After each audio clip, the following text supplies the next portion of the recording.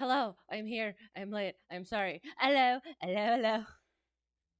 How is it going? How is it going? Yes, I've been behind all day today, so I apologize. But we're here. We're gonna do it. We're gonna get it done. I'm so excited. We're gonna check. Make sure the music is going. Pretty sure I hear it. Yes, I do. I haven't had an issue with it before, but, well, I mean, way back when.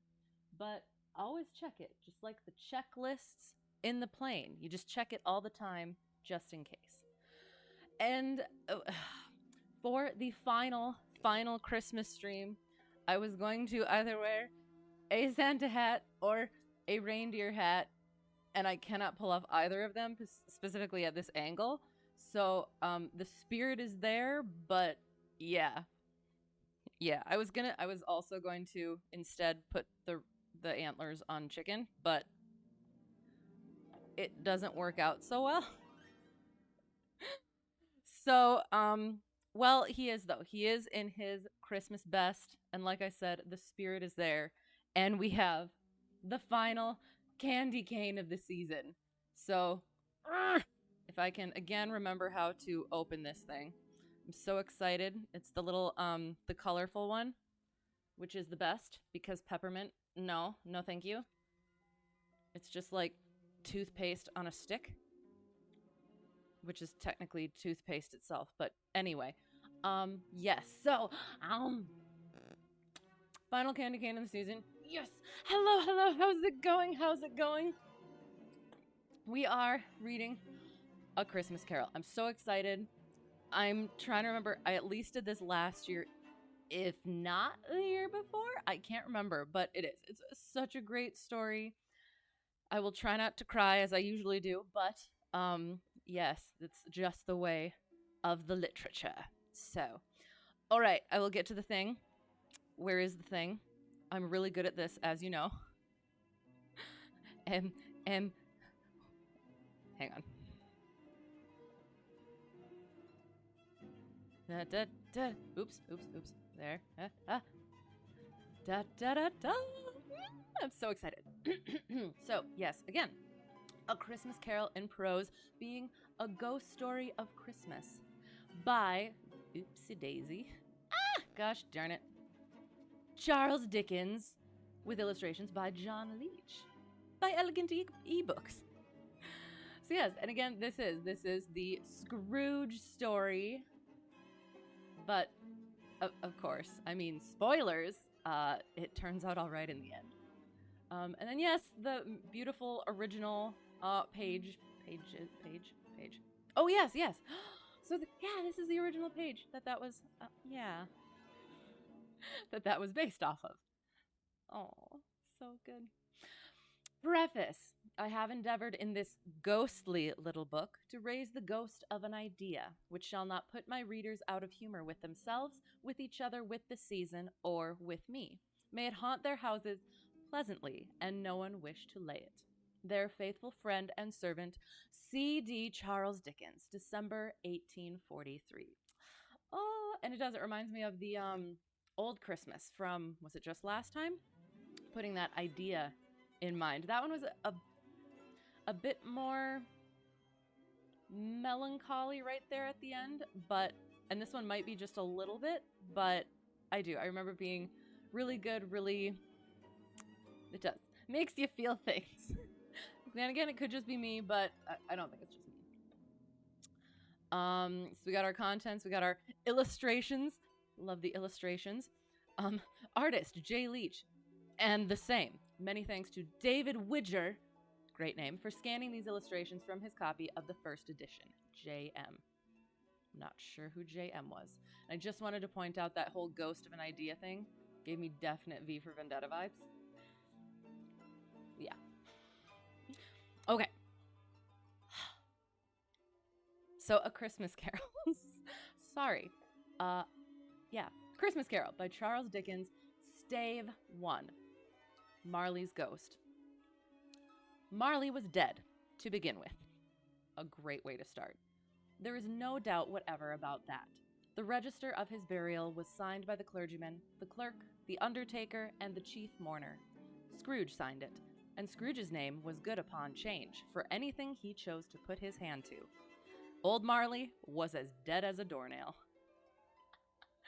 So good. Mind, I don't mean to say that I know, of my own knowledge, what there is particularly dead about a doornail. I might have been inclined myself to regard a coffin nail as the deadest piece of ironmongery in the trade, but the wisdom of our ancestors is in the simile, and my unhallowed hands shall not disturb it, or the country's done for. You will therefore permit me to repeat, emphatically, that Marley was as dead as a doornail. Scrooge knew he was dead? Of course he did. How could it be otherwise? Scrooge and he were partners for I don't know how many years. Scrooge was his sole executor, his sole administrator, his sole assign, his sole residuary legatee, his sole friend, and sole mourner. And even Scrooge was not so dreadfully cut up by the sad event, but that he was an excellent man of business on the very day of the funeral, and solemnized it without an undoubted bargain. The mention of Marley's funeral brings me back to the point I started from. There is no doubt that Marley was dead. This must be distinctly understood, or nothing wonderful can come of the story I am going to relate. If we were not perfectly convinced that Hamlet's father died before the play began, there would be nothing more remarkable in his taking a stroll at night, in an easterly wind, upon his own ramparts, than there would be in any other middle-aged gentleman rashly turning out after dark in a breezy spot, say St. Paul's churchyard, for instance, literally to astonish his son's weak mind. Scrooge never painted out old Marley's name. There it stood, years afterwards, above the warehouse door, Scrooge and Marley. The firm was known as Scrooge and Marley. Sometimes people new to the business called Scrooge, and sometimes Marley, but he answered to both names. It was all the same to him. Thank you for doing that. Thank you guys for being here. I love doing this. This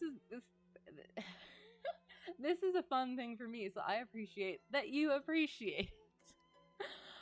And yeah, it is. It's such a good story. It's such great writing, and there is a reason that it's a classic. So yeah, I am. I'm really glad you're here. Oh, but he was a tight-fisted hand at the grindstone, Scrooge, a squeezing, wrenching, grasping, scraping, clutching, covetous old sinner, hard and sharp as flint, from which no steel had ever struck out generous fire, secret and self-contained and solitary as an oyster. The cold within him froze his old features, nipped his pointed nose, shriveled his cheek, stiffened his gait, made his eyes red, his thin lips blue, and spoke out shrewdly in his grating voice. A frosty rime was on his head, and on his eyebrows, and his wiry chin. He carried his own low temperature always about with him. He iced his coffee in the dog days, and didn't thaw it 1 degree at Christmas. External heat and cold had little influence on Scrooge. No warmth could warm, no wintry weather chill him. No wind that blew was bitterer than he. No falling snow was more intent upon its purpose. No pelting rain less open to entreaty. Foul weather didn't know where to have him. The heaviest rain and snow and hail and sleet could boast of the advantage over him in only one respect. They often came down handsomely, and Scrooge never did. Nobody ever stopped him in the street to say, with gladsome looks, "My dear Scrooge, how are you? When will you come to see me?" No beggars implored him to bestow a trifle. No children asked him what it was o'clock. No man or woman ever once in all his life inquired the way to such and such a place of Scrooge. Even the blind men's dogs appeared to know him, and when they saw him coming on, would tug their owners into doorways and up courts, and then would wag their tails as though they said, "No eye at all is better than an evil eye, dark master." Good dogs. But what did Scrooge care? It was the very thing he liked. To edge his way along the crowded paths of life, warning all human sympathy to keep its distance, was what the knowing ones call nuts to Scrooge. Once upon a time, of all the good days in the year, on Christmas Eve, old Scrooge sat busy in his counting house. It was cold, bleak, biting weather, foggy withal, and he could hear the people in the court outside go wheezing up and down, beating their hands upon their breasts and stamping their feet upon the pavement stones to warm them. Sounds like the weather we got now. The city clocks had only just gone 3, but it was quite dark already. It had not been light all day, and candles were flaring in the windows of the neighboring offices like ruddy smears upon the palpable brown air. The fog came pouring in at every chink and keyhole, and was so dense without that although the court was of the narrowest, the houses opposite were mere phantoms. To see the dingy cloud come drooping down, obscuring everything, one might have thought that nature lived hard by, and was brewing on a large scale. The door of Scrooge's counting house was open, that he might keep his eye upon his clerk, who in a dismal little cell beyond, a sort of tank, was copying letters. Scrooge had a very small fire, but the clerk's fire was so very much smaller that it looked like one coal. But he couldn't replenish it, for Scrooge kept the coal box in his own room. And so surely as the clerk came in with the shovel, the master predicted that it would be necessary for them to part. Wherefore the clerk put on his white comforter and tried to warm himself at the candle, in which effort, not being a man of a strong imagination, he failed. "A Merry Christmas, Uncle! God save you!" cried a cheerful voice. It was the voice of Scrooge's nephew, who came upon him so quickly that this was the first intimation he had of his approach. "Bah!" said Scrooge. "Humbug! There it is." He had so heated himself with rapid walking in the fog and frost, this nephew of Scrooge's, that he was all in a glow. His face was ruddy and handsome, his eyes sparkled, and his breath smoked again. Such good descriptions. "Christmas a humbug, Uncle?" said Scrooge's nephew. "You don't mean that, I am sure." "I do," said Scrooge. "Merry Christmas. What right have you to be merry? What reason have you to be merry? You're poor enough."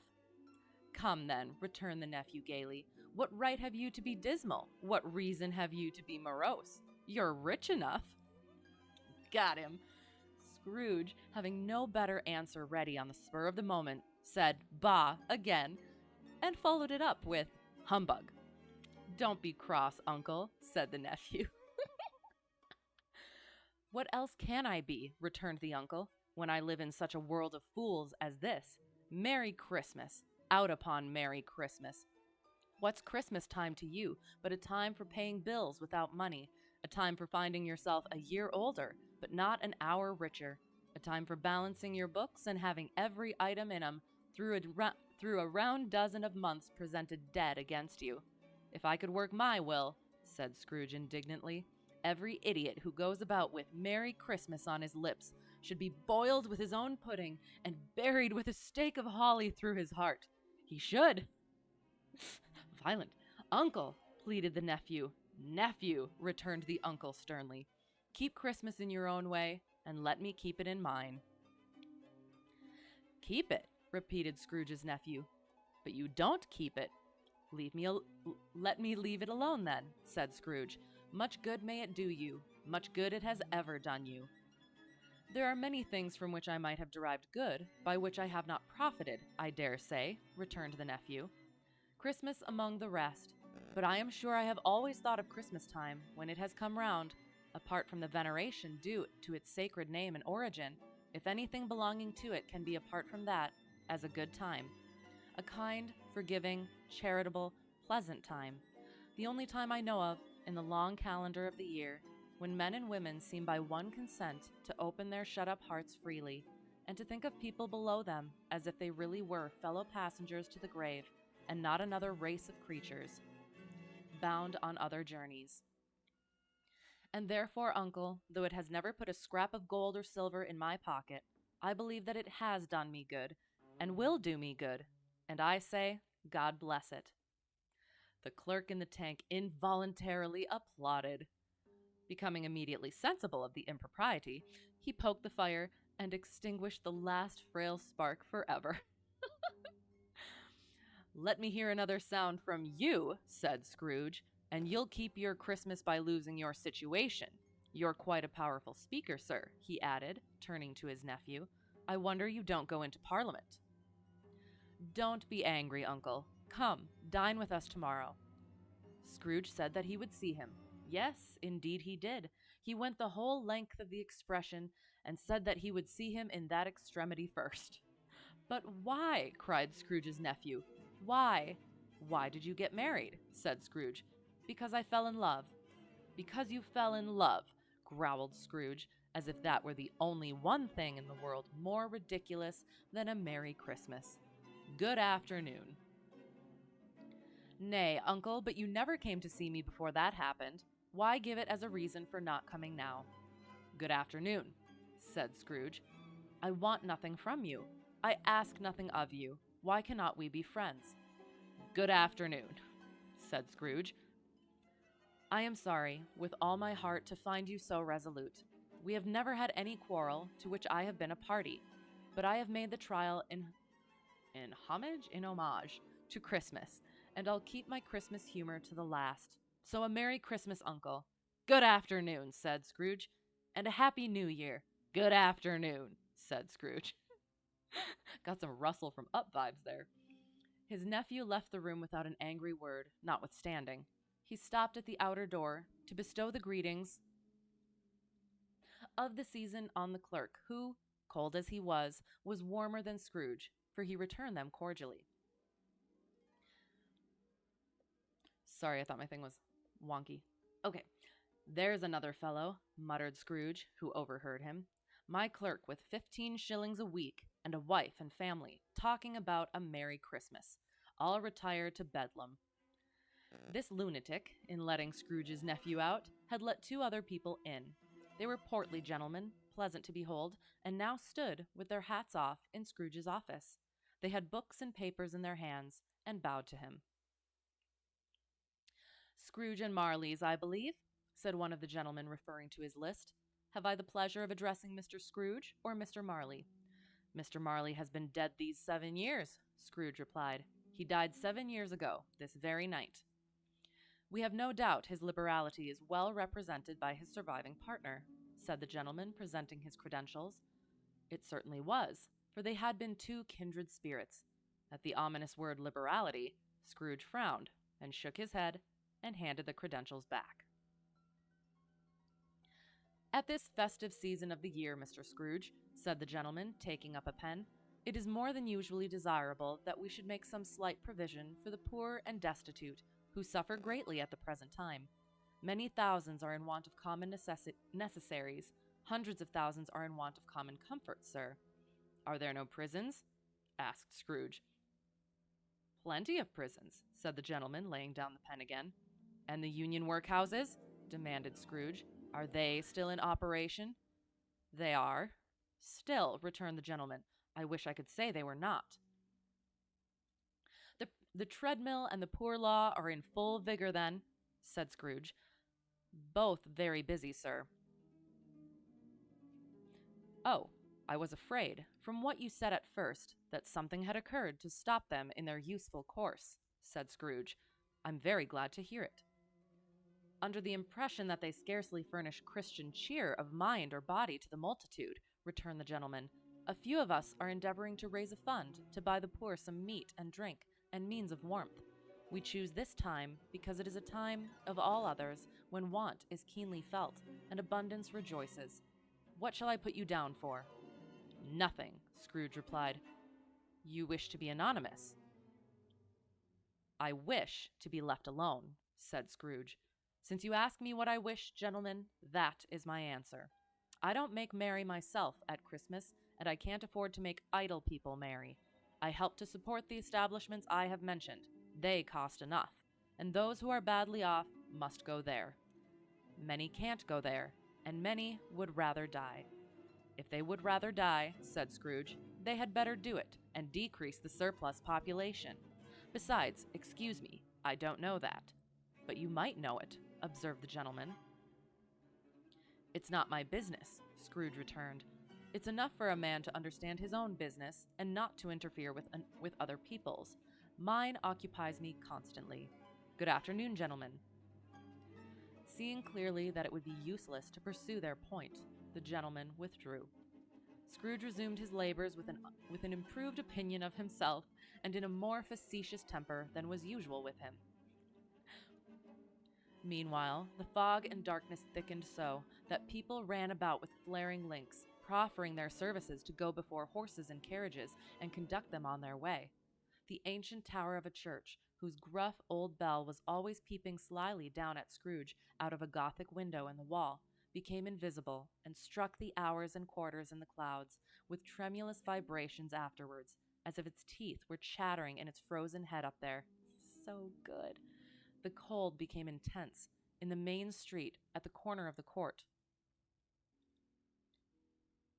Some laborers were repairing the gas pipes and had lighted a great fire in a brazier, round which a party of ragged men and boys were gathered, warming their hands and winking their eyes before the blaze in rapture. The water plug being left in solitude, its overflowing sullenly congealed and turned to misanthropic ice. The brightness of the shops where holly sprigs and berries crackled in the lamp heat of the windows made pale faces ruddy as they passed.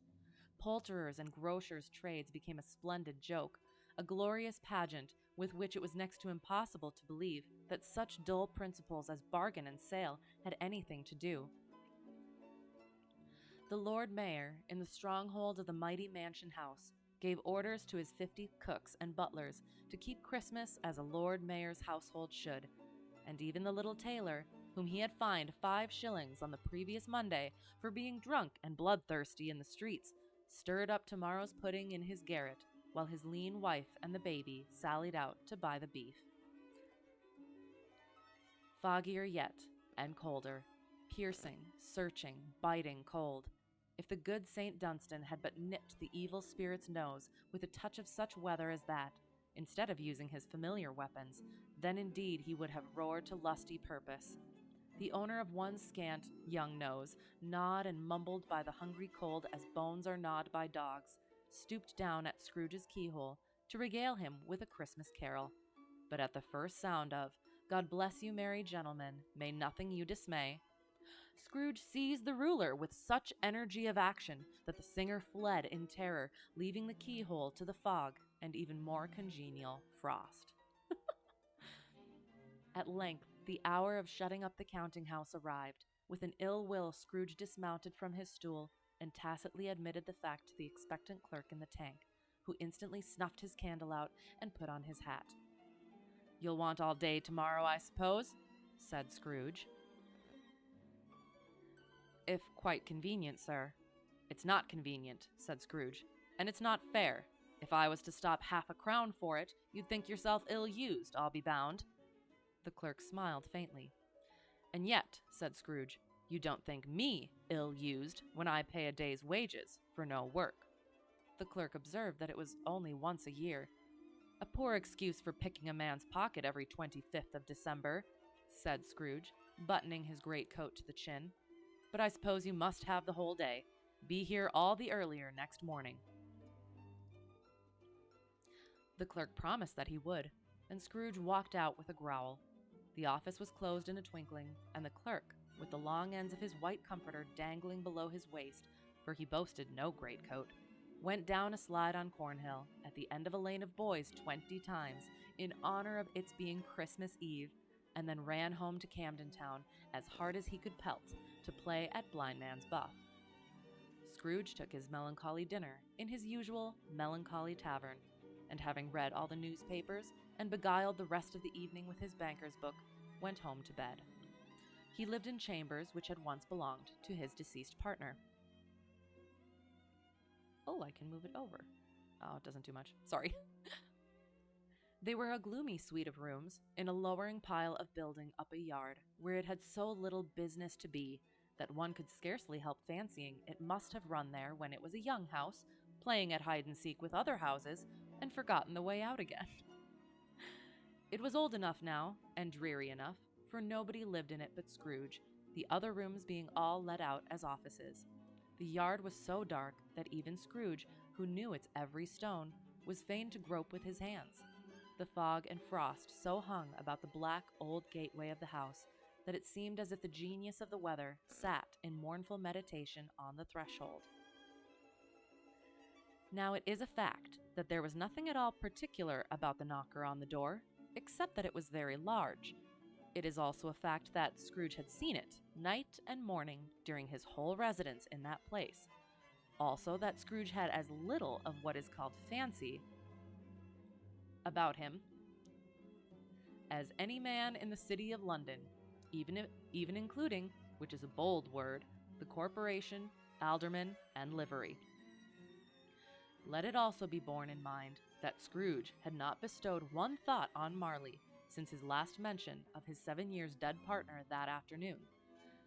And then, let any man explain to me, if he can, how it happened that Scrooge, having his key in the lock of the door, saw in the knocker, without its undergoing any intermediate process of change, not a knocker, but Marley's face.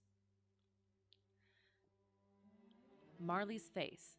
It was not in impenetrable shadow, as the other objects in the yard were, but had a dismal light about it, like a bad lobster in a dark cellar.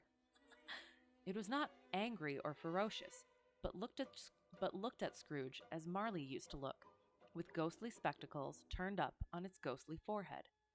The hair was curiously stirred, as if by breath or hot air, and, though the eyes were wide open, they were perfectly motionless.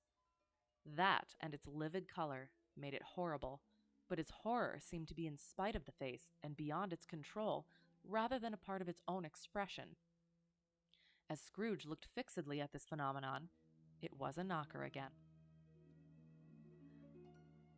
To say that he was not startled, or that his blood was not conscious of a terrible sensation to which it had been a stranger from infancy, would be untrue. But he put his hand upon the key he had relinquished, turned it sturdily, walked in, and lighted his candle. He did pause, with a moment's irresolution, before he shut the door, and he did look cautiously behind it first, as if he half expected to be terrified with the sight of Marley's pigtail sticking out into the hall. But there was nothing on the back of the door, except the screws and nuts that held the knocker on, so he said "pooh-pooh" and closed it with a bang. The sound resounded through the house like thunder. Every room above and every cask in the wine merchant's cellars below appeared to have a separate peal of echoes of its own. Scrooge was not a man to be frightened by echoes. He fastened the door and walked across the hall and up the stairs, slowly too, trimming his candle as he went. You may talk vaguely about driving a coach and six up a good old flight of stairs, or through a bad young Act of Parliament. But I mean to say you might have got a hearse up that staircase and taken it broadwise, with the splinter bar towards the wall and the door towards the balustrades, and done it easy. There was plenty of width for that, and room to spare. Which is perhaps the reason why Scrooge thought he saw a locomotive hearse going on before him in the gloom. Half a dozen gas lamps out of the street wouldn't have lighted the entry too well, so you may suppose that it was pretty dark with Scrooge's dip. Up Scrooge went, not caring a button for that. Darkness is cheap, and Scrooge liked it. But before he shut his heavy door, he walked through his rooms to see that all was right. He had just enough recollection of the face to desire to do that. Sitting room, bedroom, lumber room, all as they should be. Nobody under the table, nobody under the sofa. A small fire in the grate, spoon and basin ready, and the little saucepan of gruel, Scrooge had a cold in his head, upon the hob. Nobody under the bed, nobody in the closet, nobody in his dressing gown, which was hanging up in a suspicious attitude against the wall. Lumber room as usual, old fire guard, old shoes, 2 fish baskets, washing stand on 3 legs, and a poker.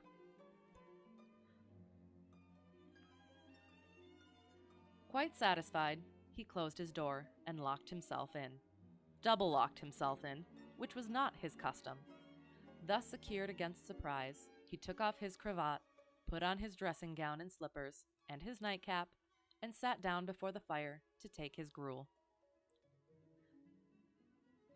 It was a very low fire indeed, nothing on such a bitter night.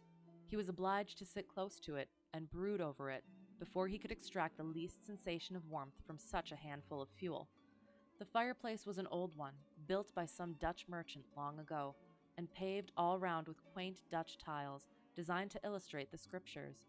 There were Cains and Abels, Pharaoh's daughters, queens of Sheba, angelic messengers descending through the air on clouds like feather beds, Abrahams, Belshazzars, apostles putting off to sea in butter boats, hundreds of figures to attract his thoughts, and yet that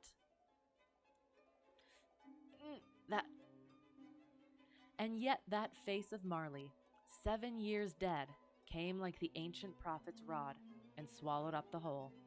If each smooth tile had been a blank at first, with power to shape some picture on its surface from the disjointed fragments of his thoughts, there would have been a copy of old Marley's head on every one. "Humbug," said Scrooge, and walked across the room. After several turns, he sat down again. As he threw his head back in the chair, his glance happened to rest upon a bell, a disused bell that hung in the room, and communicated for some purpose now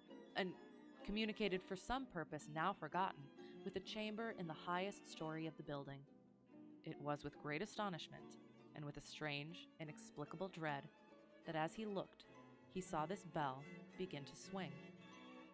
It swung so softly in the outset that it scarcely made a sound, but soon it rang out loudly, and so did every bell in the house.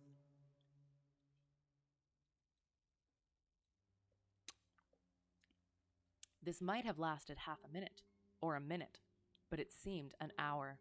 The bells ceased as they had begun, together. They were succeeded by a clanking noise, deep down below, as if some person were dragging a heavy chain over the casks in the wine merchant's cellar. Scrooge then remembered to have heard that ghosts in haunted houses were described as dragging chains. The cellar door flew open with a booming sound, and then he heard the noise much louder on the floors below, then coming up the stairs, then coming straight towards his door. "It's Humbug still," said Scrooge. "I won't believe it." His color changed, though, when, without a pause, it came on through the heavy door and passed into the room before his eyes. Upon its coming in, the dying flame leaped up, as though it cried, "I know him, Marley's ghost," and fell again. The same face, the very same. Marley in his pigtail, usual waistcoat, tights, and boots, the tassels on the latter bristling, like his pigtail, and his coat skirts, and the hair upon his head. The chain he drew was clasped about his middle, It was long and wound about him like a tail, and it was made, for Scrooge observed it closely, of cash boxes, keys, padlocks, ledgers, deeds, and heavy purses wrought in steel.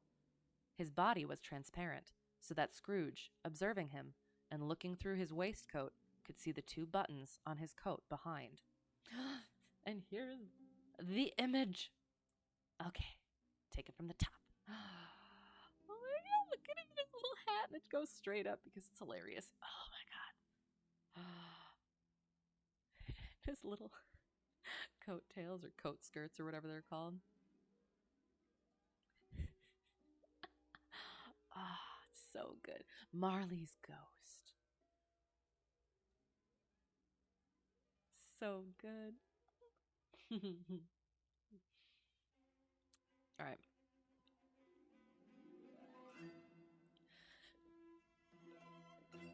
Scrooge had often heard it said that Marley had no bowels, but he had never believed it until now. No, nor did he believe it even now, though he looked the phantom through and through and saw it standing before him, though he felt the chilling influence of its death-cold eyes, and marked the very texture of the folded kerchief bound about its head and chin, which wrapper he had not observed. Sorry, and which wrapper he had not observed before. He was still incredulous, and fought against his senses. "How now," said Scrooge, caustic and cold as ever. "What do you want with me?" "Much." Marley's voice, no doubt about it. "Who are you?" "Ask me who I was." "Who were you, then?" said Scrooge, raising his voice. "You're particular, for a shade." He was going to say "to a shade," but substituted this as more appropriate. "In life, I was your partner, Jacob Marley." Can you sit down?" asked Scrooge, looking doubtfully at him. "I can." "Do it, then."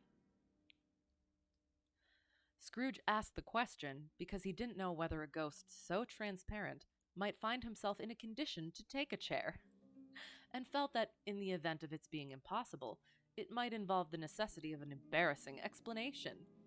But the ghost sat down on the opposite side of the fireplace, as if he were quite used to it. So matter of fact. "You don't believe in me," observed the ghost. "I don't," said Scrooge. "What evidence would you have of my reality beyond that of your senses?" "I don't know," said Scrooge. "Why do you doubt your senses?" "Because," said Scrooge, "a little thing affects them. A slight disorder of the stomach makes them cheat. You may be an undigested bit of beef, a blot of mustard, a crumb of cheese, a fragment of an underdone potato." Such a great insult. "You are but a fragment of an underdone potato. There's more of gravy than of grave about you, whatever you are." So good. Scrooge was not much in the habit of cracking jokes, nor did he feel in his heart by any means waggish then. The truth is that he tried to be smart, as a means of distracting his own attention and keeping down his terror, for the specter's voice disturbed the very marrow in his bones. To sit, staring at those fixed, glazed eyes, in silence for a moment, would play, Scrooge felt, the very deuce with him. There was something very awful, too, in the specter's being provided with an infernal atmosphere of its own. Scrooge could not feel it himself, but this was clearly the case, for though the ghost sat perfectly motionless, its hair and skirts and tassels were still agitated as by the hot vapor from an oven. "You see this toothpick?" said Scrooge, returning quickly to the charge, for the reason just assigned, and wishing, though it were only for a second, to divert the vision's stony gaze from himself. "I do," replied the ghost. "You are not looking at it," said Scrooge. "But I see it," said the ghost, notwithstanding. "Well," returned Scrooge, "I have but to swallow this, and be for the rest of my days persecuted by a legion of goblins, all of my own creation. Humbug, I tell you, humbug!" At this, the spirit raised a frightful cry, and shook its chain with such a dismal and appalling noise that Scrooge held on tight to his chair to save himself from falling in a swoon. But how much greater was his horror when the phantom, taking off the bandage round its head, as if it were too warm to wear indoors, its lower jaw dropped down upon its breast. Scrooge fell upon his knees and clasped his hands before his face. "Mercy," he said, "dreadful apparition, why do you trouble me?" "Man of the worldly mind," replied the ghost, "do you believe in me or not?" "I do," said Scrooge. "I must. But why do spirits walk the earth, and why do they come to me?"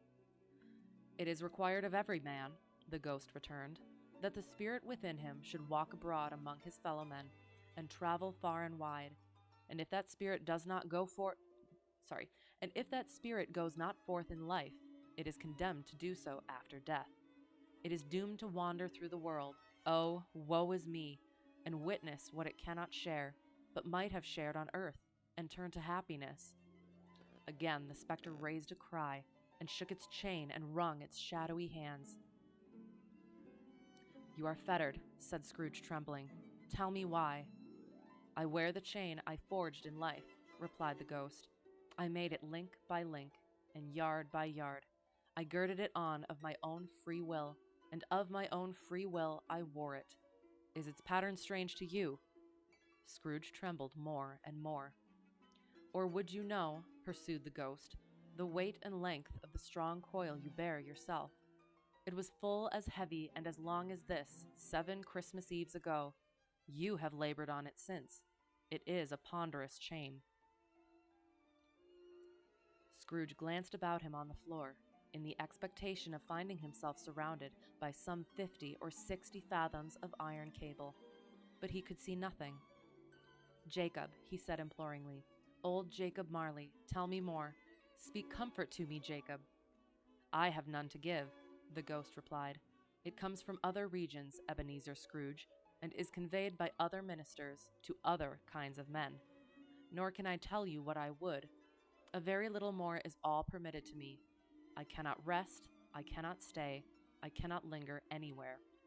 My spirit never walked beyond our counting house. Mark me, in life my spirit never roved beyond the narrow limits of our money-changing hole, and weary journeys lie before me." It was a habit with Scrooge, whenever he became thoughtful, to put his hands in his breeches pockets. Pondering on what the ghost had said, he did so now, but without lifting up his eyes or getting off his knees. "You must have been very slow about it, Jacob," Scrooge observed, in a business-like manner, though with humility and deference. "Slow," the ghost repeated.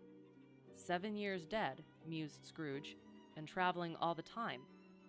"The whole time," said the ghost. "No rest, no peace, incessant torture of remorse." "You travel fast," said Scrooge. "On the wings of the wind," replied the ghost. "You might have got over a great quantity of ground in 7 years," said Scrooge.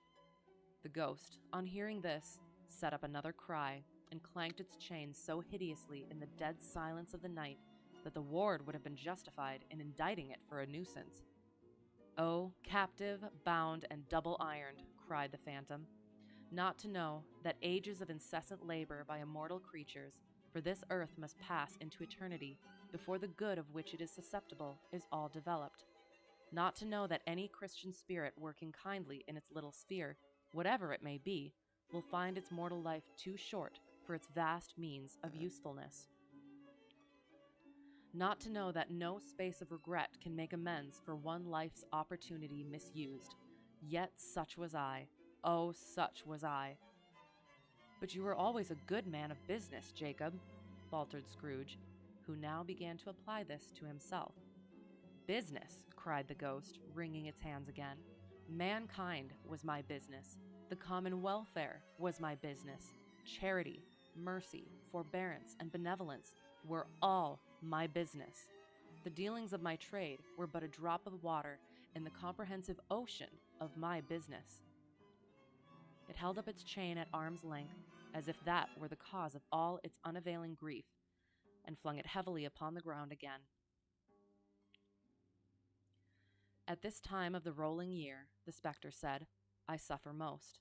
Why did I walk through crowds of fellow beings with my eyes turned down, and never raise them to that blessed star which led the wise men to a poor abode? Were there no poor homes to which its light would have conducted me? Scrooge was very much dismayed to hear the spectre going on at this rate, and began to quake exceedingly. "Hear me," cried the ghost. "My time is nearly gone." "I will," said Scrooge. "But don't be hard upon me. Don't be flowery, Jacob, pray. How it is that I appear before you in a shape that you can see, I may not tell. I have sat invisible beside you many and many a day." It was not an ag- it was not an ag- oh, sorry, it was not an agreeable idea. Scrooge shivered and wiped the perspiration from his brow. "That is no light part of my penance," pursued the ghost. "I am here tonight to warn you that you have yet a chance and hope of escaping my fate, a chance and hope of my procuring, Ebenezer." "You were always a good friend to me," said Scrooge. "Thank'ee." "You will be haunted," resumed the ghost, "by 3 spirits." Scrooge's countenance fell almost as low as the ghost's had done. "Is that the chance and hope you mentioned, Jacob?" he demanded in a faltering voice. "It is." I I think I'd rather not," said Scrooge. "Without their visits," said the ghost, "you cannot hope to shun the path I tread. Expect the first tomorrow, when the bell tolls 1. "Couldn't I take 'em all at once, and have it over, Jacob?" hinted Scrooge.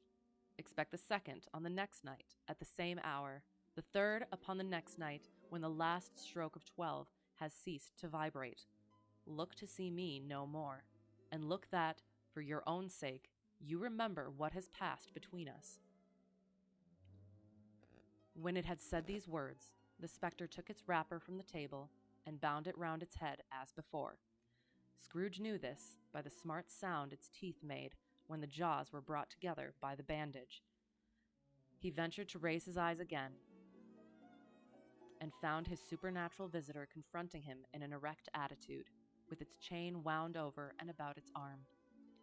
The apparition walked backward from him, and at every step it took, the window raised itself a little, so that when the spectre reached it, it was wide open.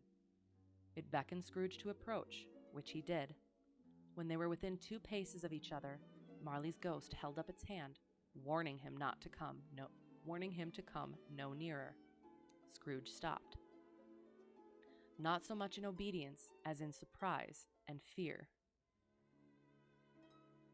For on the raising of the hand, he became sensible of confused noises in the air, incoherent sounds of lamentation and regret, wailings inexpressibly sorrowful and self-accusatory.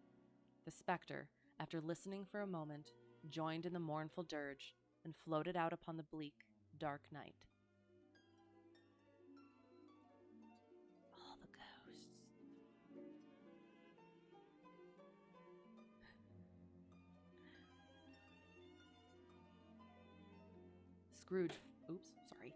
Scrooge followed to the window, desperate in his curiosity.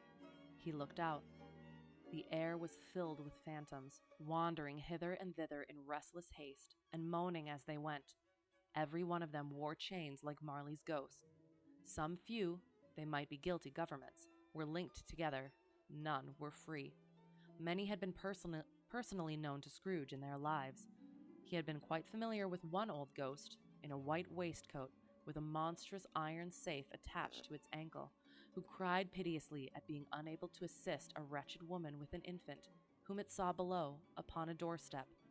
The misery with them all was, clearly, that they sought to interfere, for good, in human matters, and had lost the power forever. Whether these creatures faded into mist, or mist enshrouded them, he could not tell, but they and their spirit voices faded together, and the night became as it had been when he walked home. Scrooge closed the window and examined the door by which the ghost had entered. It was double locked, as he had locked it with his own hands, and the bolts were undisturbed. He tried to say "Humbug," but stopped at the first syllable, and being, from the emotion he had undergone, or the fatigues of the day, or his glimpse of the invisible world, or the dull conversation of the ghost, or the lateness of the hour, much in need of repose, went straight to bed without undressing, and fell asleep upon the instant. End of Stave 1. Oh, so good. Oh my gosh. Okay, so this was specifically the man with an iron waistcoat, with the white waistcoat with the iron safe attached, trying to help the old woman upon the stoop, but being unable to do so. And then, yes, the multitude of ghosts beyond. Ah, so good. Yes, Merry Christmas. Here's some horror. Oh, but it is. The writing is so good. All right. End of Stave 1, beginning of Stave 2. The first of the three spirits. When Scrooge awoke, it was so dark that looking out of bed, he could scarcely distinguish the transparent window from the opaque walls of his chamber. He was endeavoring to pierce the darkness with his ferret eyes when the chimes of a neighboring church struck the 4 quarters. So he listened for the hour. To his great astonishment, the heavy bell went on from 6 to 7, and from 7 to 8, and regularly up to 12, then stopped. 12! It was past 2 when he went to bed. The clock was wrong. An icicle must have got into the works. 12! He touched the spring of his repeater to correct this most preposterous clock. Its rapid little pulse beat 12, and stopped. Why, it isn't possible, said Scrooge, that I can have slept through a whole day and far into another night. It isn't possible that anything has happened to the sun, and this is 12 at noon. The idea being an alarming one, he scrambled out of bed and groped his way to the window. He was obliged to rub the frost off with the sleeve of his dressing gown before he could see anything, and could see very little then. All he could make out was that it was still very foggy and extremely cold, and that there was no noise of people running to and fro and making a great stir, as there unquestionably would have been if night had beaten off bright day and taken possession of the world. This was a great relief, because 3 days after sight of this first of exchange pay to Mr. Ebenezer Scrooge or his order, and so forth, would have become a mere United States security if there were no days to count by. Oops.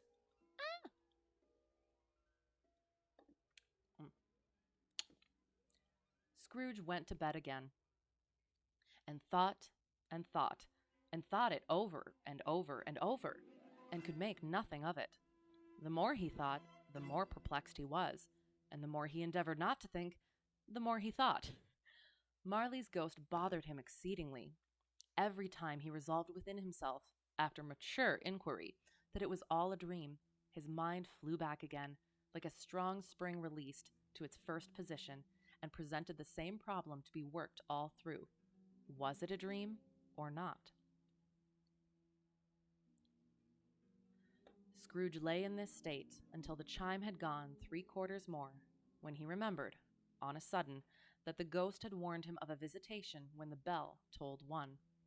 He resolved to lie awake until the hour was past, and, considering that he could no more go to sleep than go to heaven, this was perhaps the wisest resolution in his power. The quarter was so long that he was more than once convinced he must have sunk into a doze unconsciously and missed the clock. At length it broke upon his listening ear.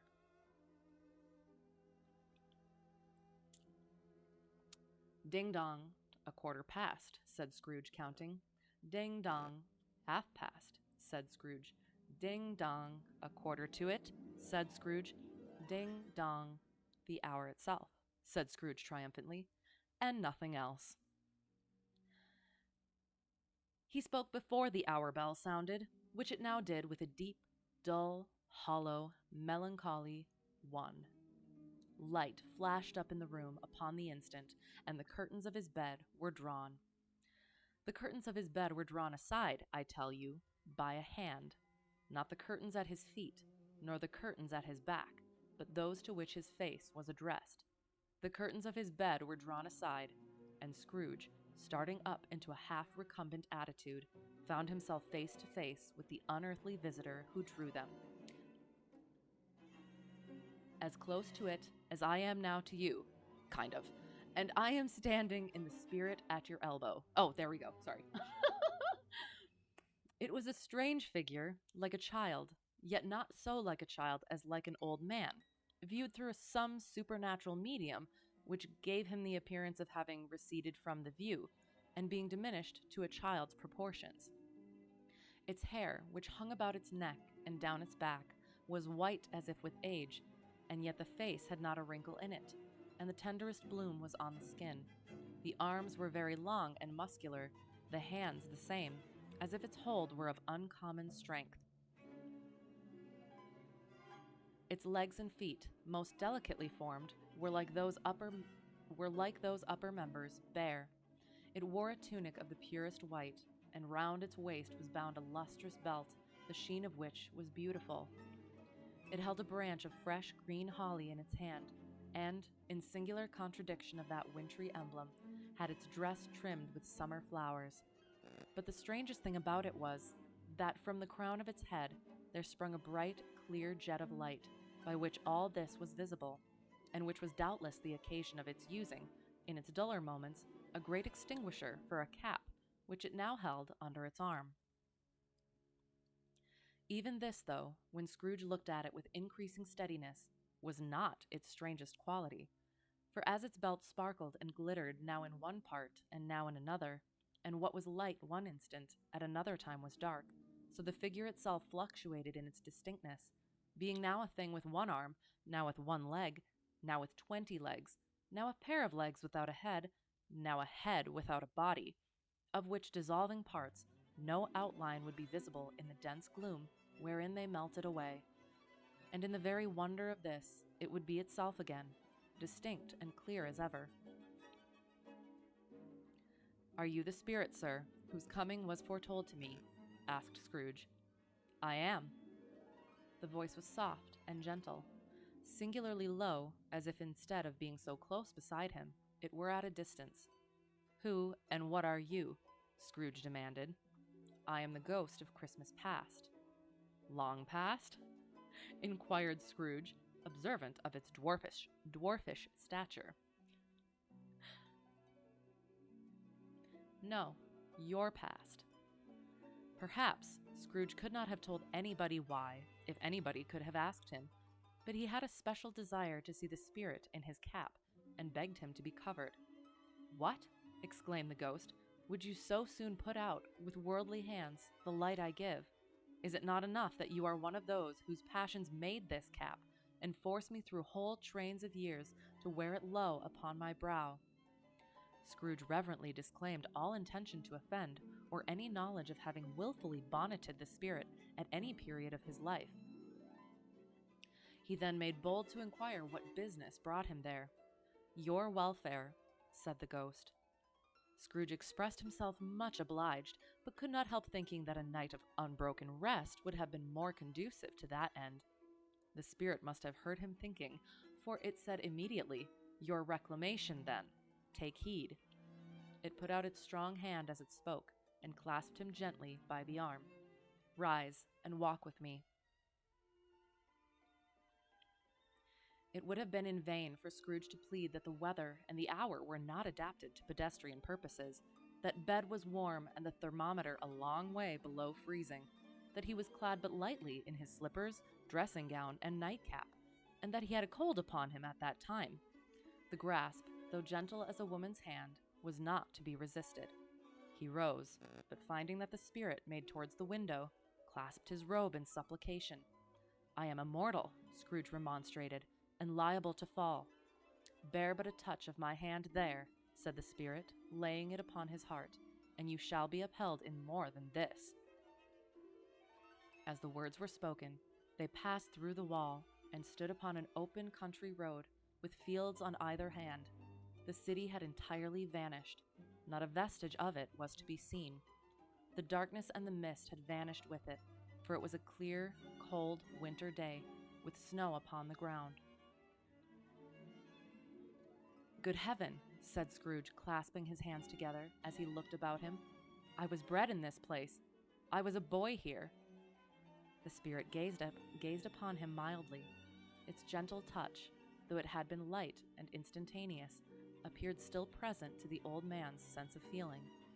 He was conscious of 1,000 odors floating in the air, each one connected with 1,000 thoughts and hopes and joys and cares long, long forgotten.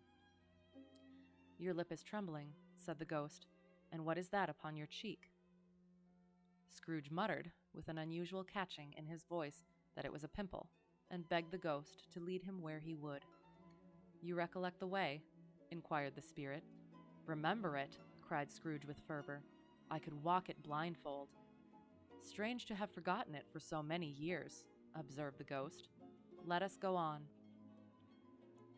They walked along the road, Scrooge recognizing every gate and post and tree, until a little market town appeared in the distance, with its bridge, its church, and winding river. Some shaggy ponies now were seen trotting towards them, with boys upon their backs, who called to other boys in country gigs and carts driven by farmers. All these boys were in great spirits, and shouted to each other until the broad fields were so full of merry music that the crisp air laughed to hear it. "These are but shadows of the things that have been," said the ghost. "They have no consciousness of us." The jocund travelers came on, and as they came, Scrooge knew and named them, every one. Why was he rejoiced beyond all bounds to see them? Why did his cold eye glisten, and his heart leap up as they went past? Why was he filled with gladness when he heard them give each other Merry Christmas as they parted at crossroads and byways for their several homes? What was Merry Christmas to Scrooge? Out upon Merry Christmas! What good had it ever done to him? "The school is not quite deserted," said the ghost. "A solitary child, neglected by his friends, is left there still." Scrooge said he knew it, and he sobbed. They left the high road by a well-remembered lane, and soon approached a mansion of dull red brick, with a little weathercock-surmounted cupola on the roof, and a bell hanging in it. It was a large house, but one of broken fortunes, for the spacious offices were little used, their walls were damp and mossy, their windows broken, and their gates decayed. Fowls clucked and strutted in the stables, and the coach-houses and sheds were overrun with grass. Nor was it more retentive of its ancient state within, for entering the dreary hall and glancing through the open doors of many rooms, they found them poorly furnished, cold, and vast. There was an earthy savor in the air, a chilly bareness in the place, which associated itself somehow with too much getting up by candlelight, and not too much to eat. They went, the ghost and Scrooge, across the hall, to a door at the back of the house. It opened before them, and disclosed a long, bare, melancholy room, made barer still by lines of plain deal forms and desks. At one of these, a lonely boy was reading near a feeble fire, and Scrooge sat down upon a form, and wept to see his poor forgotten self as he used to be. Not a latent echo in the house, not a squeak and scuffle from the mice behind the paneling, not a drip from the half-thawed waterspout in the dull yard behind, not a sigh among the leafless boughs of one despondent poplar, not the idle swinging of an empty storehouse door, no, not a clicking in the fire, but fell upon the heart of Scrooge with a softening influence and gave a freer passage to his tears. The spirit touched him on the arm and pointed to his younger self, intent upon his reading. Suddenly, a man in foreign garments, wonderfully real and distinct to look at, stood outside the window, with an axe stuck in his belt, and leading by the bridle an ass laden with wood. "Why, it's Ali Baba!" Scrooge exclaimed in ecstasy. "It's dear old honest Ali Baba. Yes, yes, I know. One Christmas time, when yonder solitary child was left here all alone, he did come, for the first time, just like that. Poor boy. And Valentine," said Scrooge, "and his wild brother Orson. There they go. And what's his name, who was put down in his drawers, asleep, at the gate of Damascus. Don't you see him? And the Sultan's groom turned upside down by the genii. There he is upon his head. Serve him right, I'm glad of it. What business had he to be married to the princess?" To hear Scrooge expending all the earnestness of his nature on such subjects, in a most extraordinary voice between laughing and crying. And to see his heightened and excited face would have been a surprise to his business friends in the city, indeed. "There's the parrot," cried Scrooge, "green body and yellow tail, with a thing like a lettuce growing out of the top of his head. There he is. Poor Robin Crusoe, he called him, when he came home again after sailing round the island. Poor Robin Crusoe, where have you been, Robin Crusoe?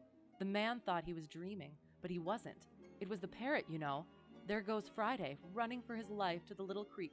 Halloa, hoop halloo!"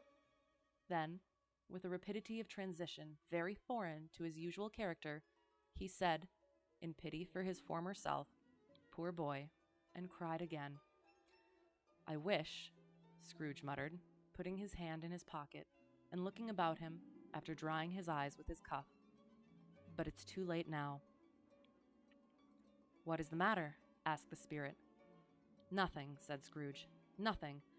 There was a boy singing a Christmas carol at my door last night. I should like to have given him something, that's all." The ghost smiled thoughtfully and waved its hand, saying as it did so, "Let us see another Christmas." Scrooge's former self grew larger at the words, and the room became a little darker and more dirty. The panels shrunk, the windows cracked, fragments of plaster fell out of the ceiling, and the naked laths were shown instead. But how all this was brought about, Scrooge knew no more than you do. He only knew that it was quite correct, that everything had happened so, that there he was, alone again, when all the other boys had gone home for the jolly holidays. He was not reading now, but walking up and down despairingly. Scrooge looked at the ghost, and with a mournful shaking of his head, glanced anxiously towards the door. Ah! Yes, okay. It opened, and a little girl, much younger than the boy, came darting in, and putting her arms about his neck and often kissing him, addressed him as her dear, dear brother. "I have come to bring you home, dear brother," said the child, clapping her tiny hands and bending down to laugh. "To bring you home, home, home." "Home, little Fan?" returned the boy. "Yes," said the child, brimful of glee. "Home, for good and all. Home, for ever and ever. Father is so much kinder than he used to be, that home's like heaven. He spoke so gently to me one dear night, when I was going to bed, that I was not afraid to ask him once more if you might come home. And he said, yes, you should, and sent me in a coach to bring you." "And you're to be a man," said the child, opening her eyes, "and are never to come back here. But first, we're to be together all the Christmas long, and have the merriest time in all the world." "You are quite a woman, little Fan," exclaimed the boy. She clapped her hands and laughed, and tried to touch his head, but, being too little, laughed again and stood on tiptoe to embrace him. Then she began to drag him, in her childish eagerness, towards the door, and he, nothing loath to go, accompanied her. Oops. A terrible voice in the hall cried, "Bring down Master Scrooge's box there." And in the hall appeared the schoolmaster himself, who glared on Master Scrooge with a ferocious condescension, and threw him into a dreadful state of mind by shaking hands with him. He then conveyed him and his sister into the veriest old well of a shivering best parlor that ever was seen, where the maps upon the wall and the celestial and terrestrial globes in the windows were waxy with cold. Here he produced a decanter of curiously light wine and a block of curiously heavy cake, and administered installments of those dainties to the young people, at the same time sending out a meager servant to offer a glass of something to the post-boy, who answered that he thanked the gentleman, but if it was the same tap as he had tasted before, he had rather not. Master Scrooge's trunk being by this time tied onto the top of the chaise, the children bade the schoolmaster good-bye right willingly, and getting into it, drove gaily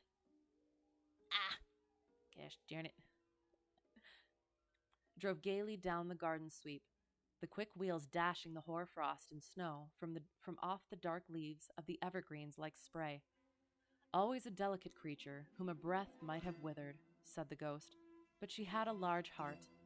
"So she had," cried Scrooge. "You're right. I will not gainsay it, spirit. God forbid. She died a woman, said the ghost, and had, as I think, children. One child, Scrooge returned. True, said the ghost. Your nephew. Scrooge seemed uneasy in his mind, and answered briefly, yes.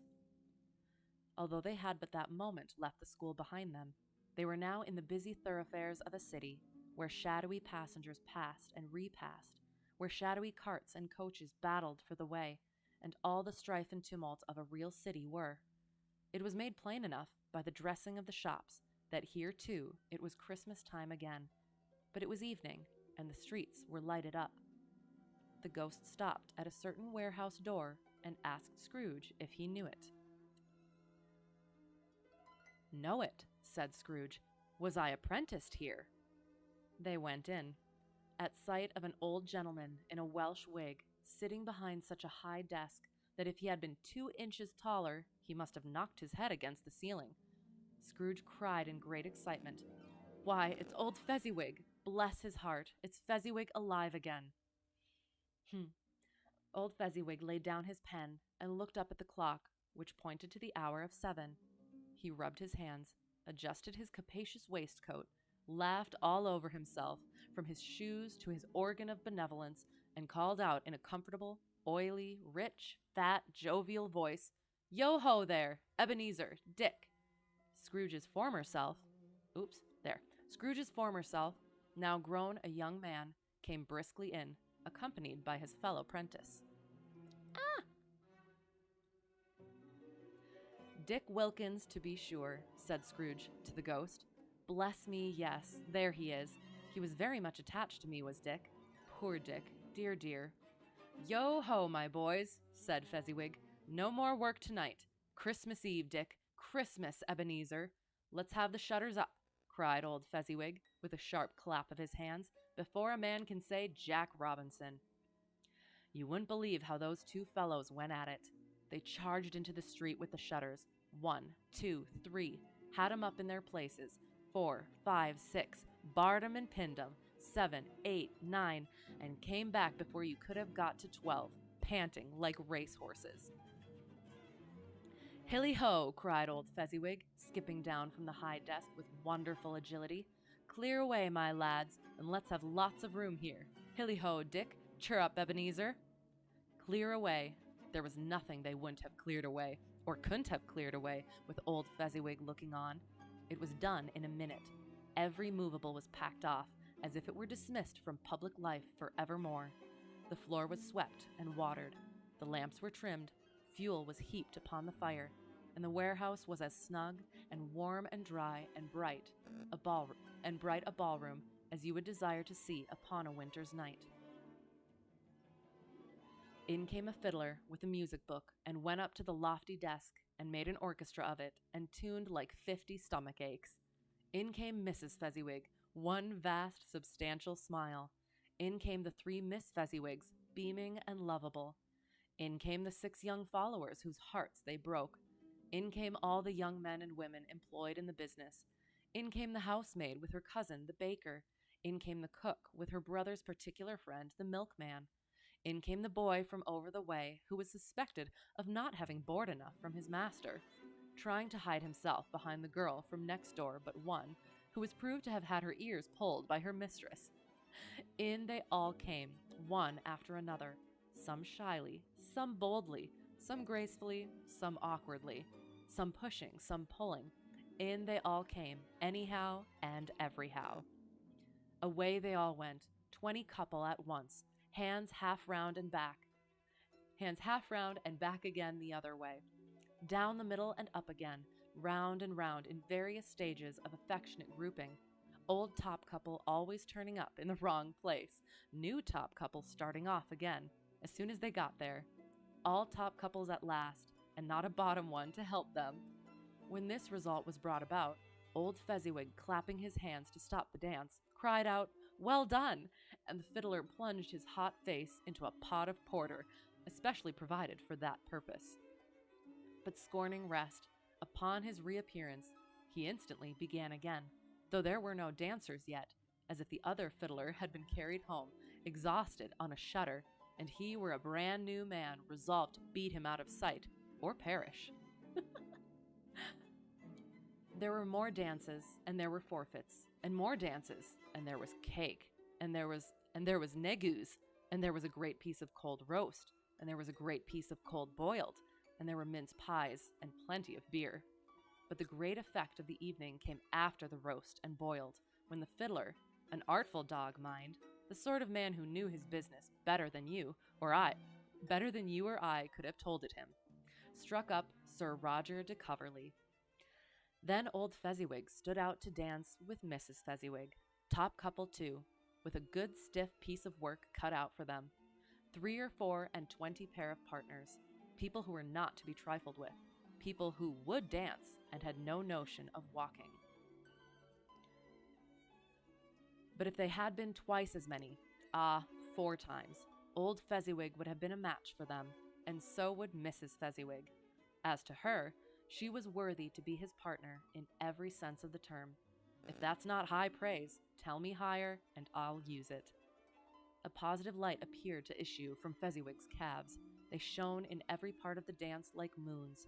You couldn't have predicted, at any given time, what would have become of them next. And when old Fezziwig and Mrs. Fezziwig had gone all through the dance, advance and retire, both hands to your partner, bow and curtsy, corkscrew, thread the needle, and back again to your place, Fezziwig cut so deftly that he appeared to wink with his legs, and came upon his feet again without a stagger. I love Fezziwig. There it is! Oh. There's quite a bit going on in this picture. Oh, it's so cute. Mr. Fezziwig's ball. Oh. Quite jovial. When the clock struck 11, this domestic ball broke up. Mr. and Mrs. Fezziwig took their stations, one on either side of the door, and shaking hands with every person individually as he or she went out, wished him or her a Merry Christmas. When everybody had retired but the 2 prentices, they did the same to them, and thus the cheerful voices died away, and the lads were left to their beds, which were under a counter in the back shop. During the whole of this time, Scrooge had acted like a man out of his wits. His heart and soul were in the scene, and with his former self. He corroborated everything, remembered everything, enjoyed everything, and underwent the strangest agitation.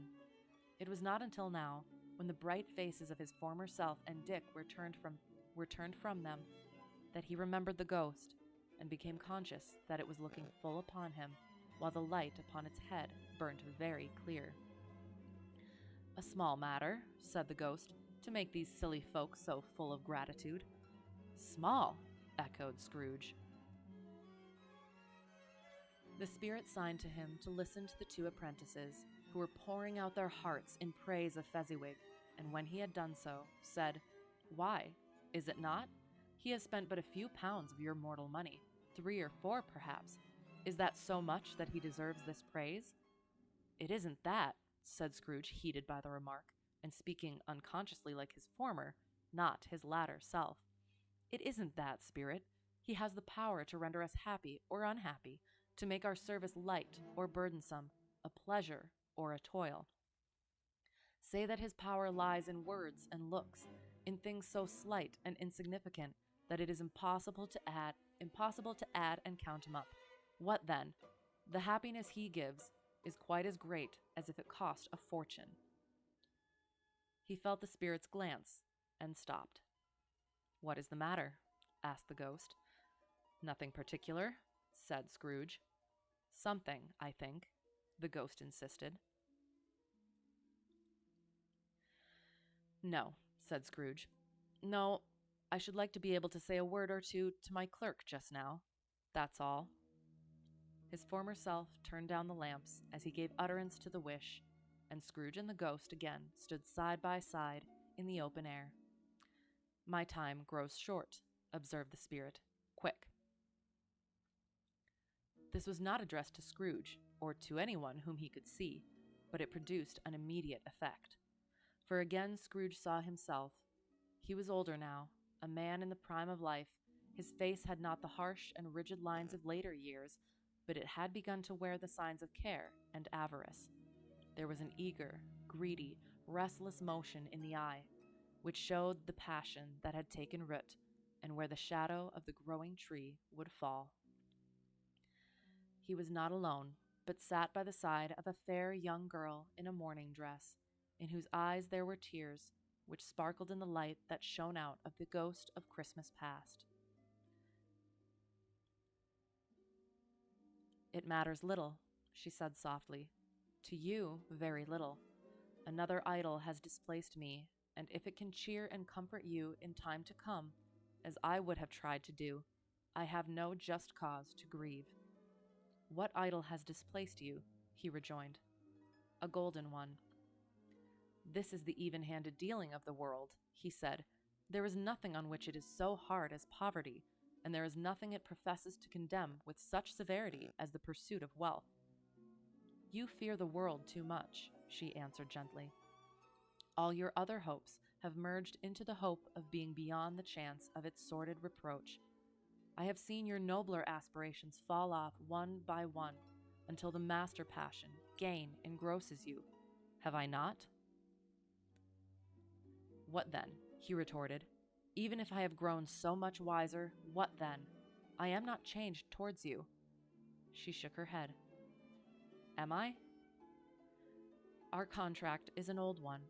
It was made when we were both poor and content to be so, until, in good season, we could improve our worldly fortune by our patient industry. You are changed. When it was made, you were another man."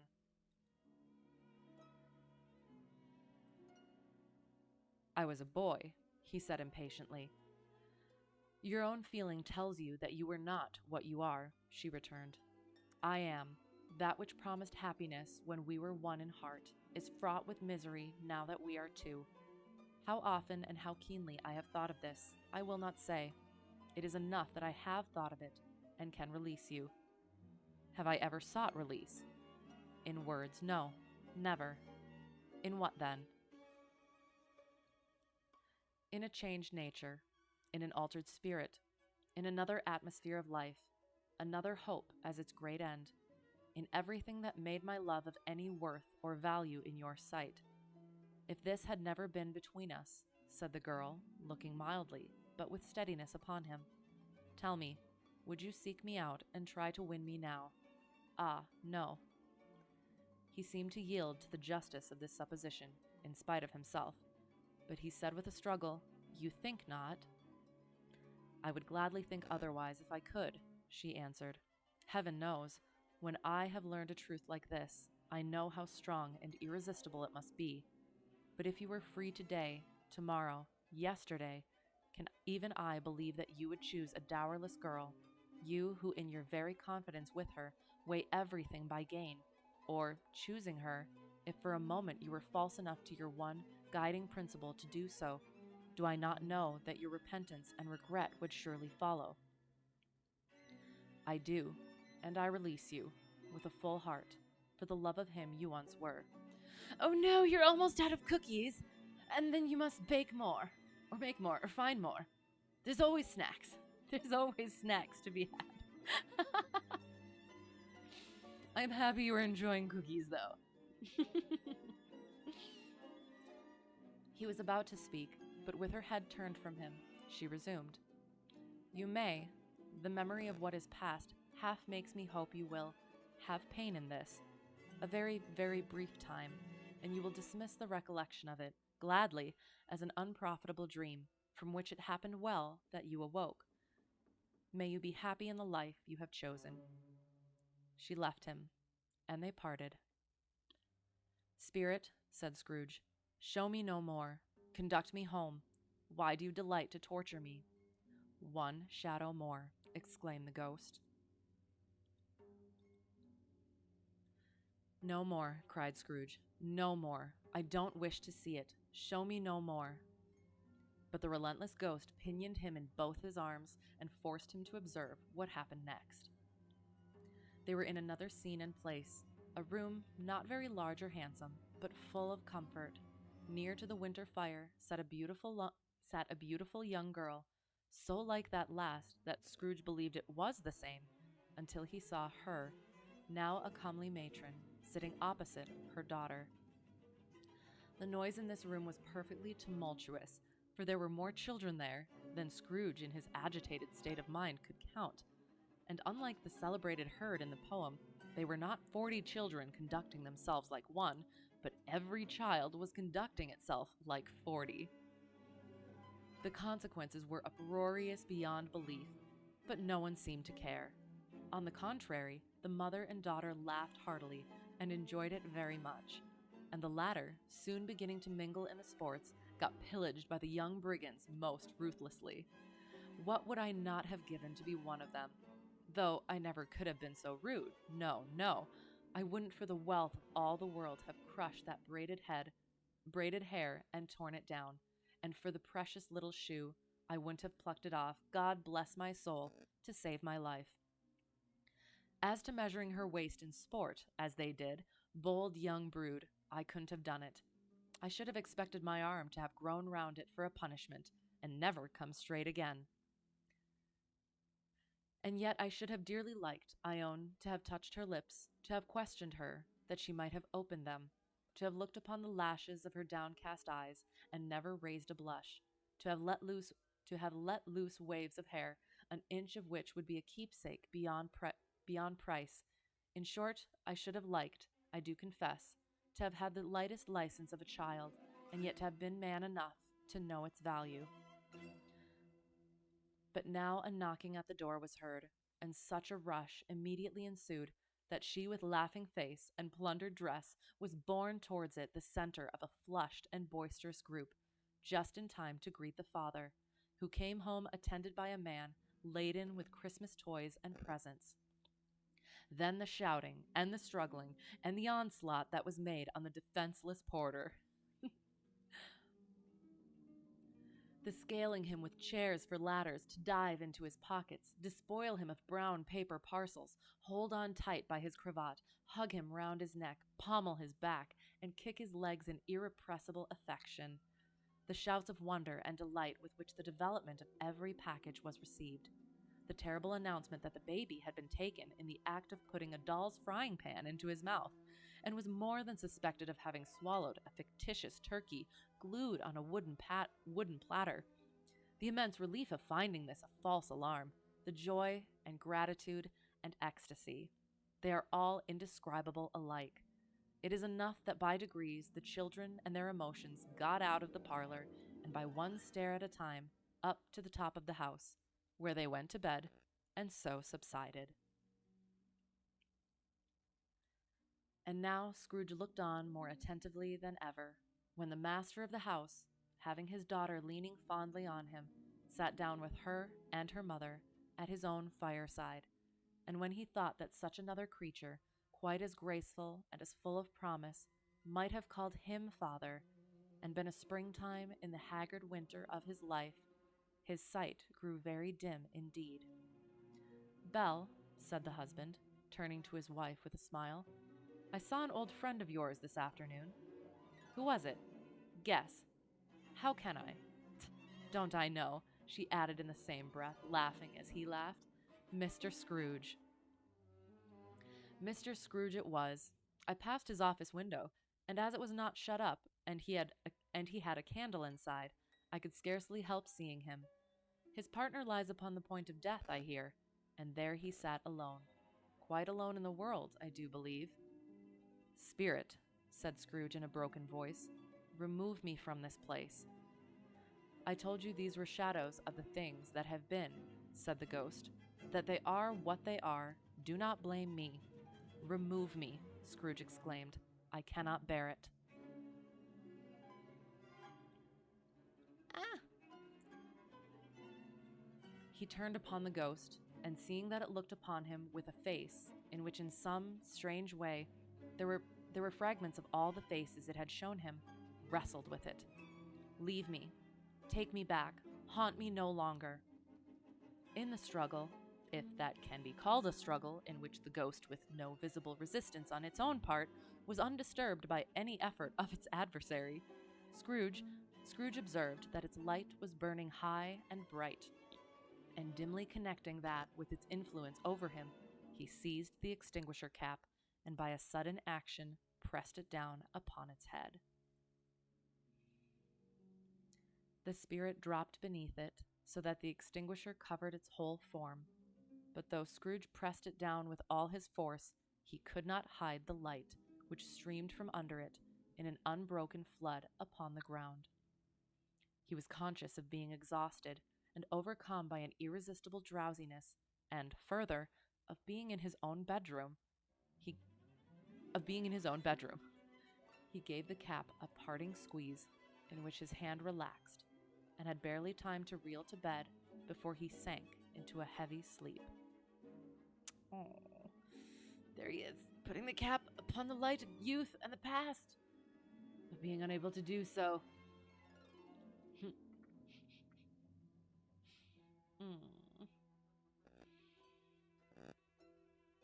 So much feeling. Ugh.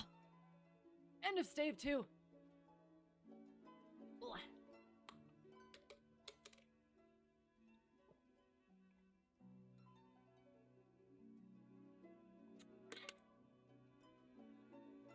I hope I said stave. I meant stave. I said stage. That was incorrect.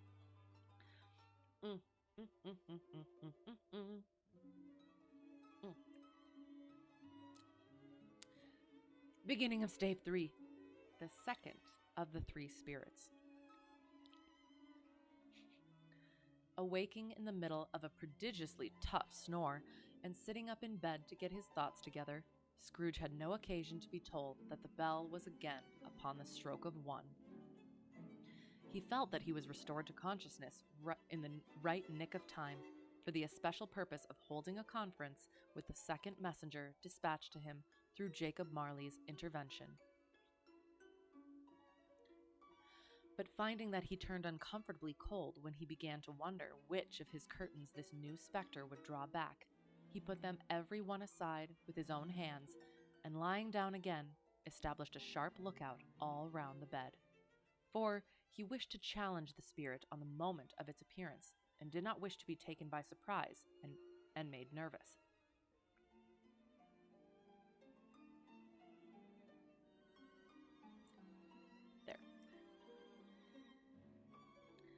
Gentlemen of the free and easy sort, who plume themselves on being acquainted with a move or two, and being usually equal to the time of day, express the wide range of their capacity for adventure by observing that they are good for anything, from pitch and toss to manslaughter, between which opposite extremes, no doubt, there lies a tolerably wide and comprehensive range of subjects. Without venturing for Scrooge quite as heartily as this, I don't mind calling on you to believe that he was ready for a good broad field of strange appearances, and that nothing between a baby and rhinoceros would have astonished him very much. Now, being prepared for almost anything, he was not by any means prepared for nothing, and consequently, when the bell struck 1, and no shape appeared, he was taken with a violent fit of trembling. 5 minutes. 10 minutes, a quarter of an hour went by, yet nothing came. All this time he lay upon his bed, the very core and center of a blaze of ruddy light, which streamed upon it when the clock proclaimed the hour, and which, being only light, was more alarming than a dozen ghosts, as he was powerless to make out what it meant, or would be at, and was sometimes apprehensive that he might be at that very moment an interesting case of spontaneous combustion, without having the consolation of knowing it. At last, however, he began to think, as you or I would have thought at first, for it is always the person not in the predicament who knows what ought to have been done in it, and would unquestionably have done it too. At last, I say, he began to think that the source and secret of this ghostly light might be in the adjoining room, from whence, on further tracing it, it seemed to shine. This idea taking full possession of his mind, he got up softly and shuffled in his slippers to the door. The moment Scrooge's hand was on the lock, A strange voice called him by his name and bade him enter. He obeyed. It was his own room. There was no doubt about that, but it had undergone a surprising transformation. The walls and ceiling were so hung with living green that it looked a perfect grove, from every part of which bright gleaming berries glistened. The crisp leaves of holly, mistletoe, and ivy reflected back the light, as if so many little mirrors had been scattered there, and such a mighty blaze went roaring up the chimney as that dull petrification of a hearth had never known in Scrooge's time, or Marley's, or for many and many a winter season gone. Heaped up on the floor to form a kind of throne.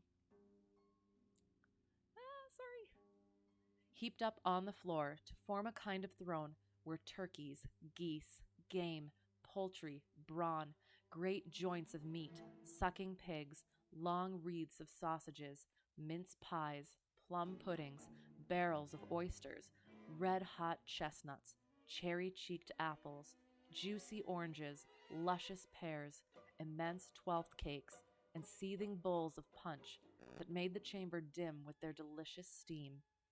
In easy state upon this couch there sat a jolly giant, glorious to see, who bore a glowing torch, in shape not unlike Plenty's horn, and held it up, high up, to shed its light on Scrooge as he came peeping round the door. "Come in," exclaimed the ghost. "Come in and know me better, man." There he is! Yay! Oh my god. Oh. A rabbit. Scrooge's third visitor. Second spirit. Look at his face. Oh, it's so cute. There is a distinction in countenance. Oh, so good. And here we go with the descriptions of food. I'm so excited.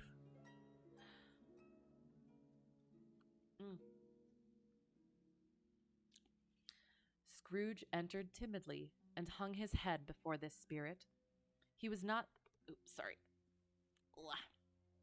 He was not the dogged Scrooge he had been, and though the spirit's eyes were clear and kind, he did not like to meet them. "I am the ghost of Christmas Present," said the spirit. "Look upon me." Scrooge reverently did so. It was clothed in one simple green robe or mantle bordered with white fur. This garment hung so loosely on the figure that its capacious breast was bare, as if disdaining to be warded or concealed by any artifice. Its feet, observable beneath the ample folds of the garment, were also bare, and on its head it wore no other covering than a holly wreath, set here and there with shining icicles. Its dark brown curls were long and free as its genial face, its sparkling eye, its open hand, its cheery voice, its unconstrained demeanor, and its joyful air. Girded round its middle was an antique scabbard, but no sword was in it, and the ancient sheath was eaten up with rust. "You have never seen the like of me before," exclaimed the spirit. "Never," Scrooge made answer to it.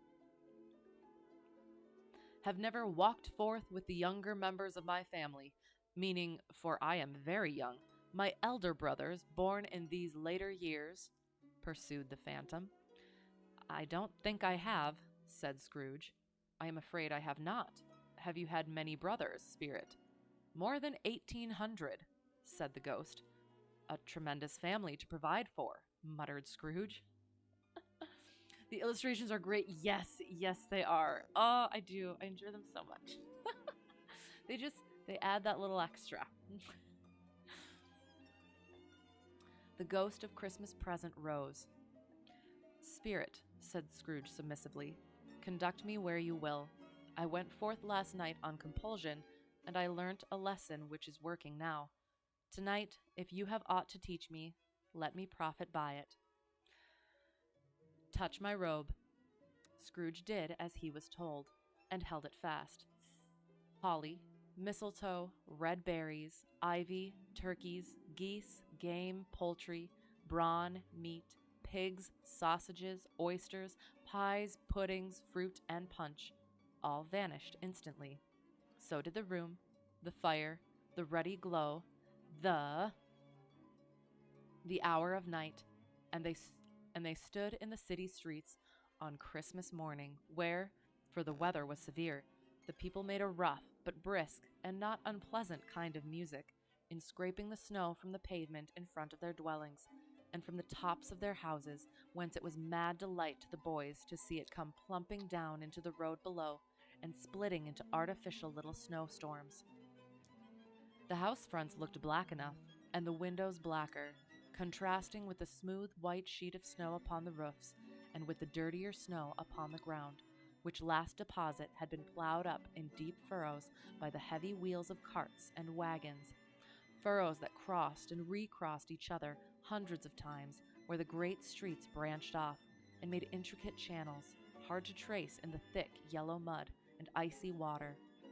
The sky was gloomy, and the shortest streets were choked up with a dingy mist, half thawed, half frozen, whose heavier particles descended in a shower of sooty atoms, as if all the chimneys in Great Britain had, by one consent, caught fire and were blazing away to their dear hearts' content.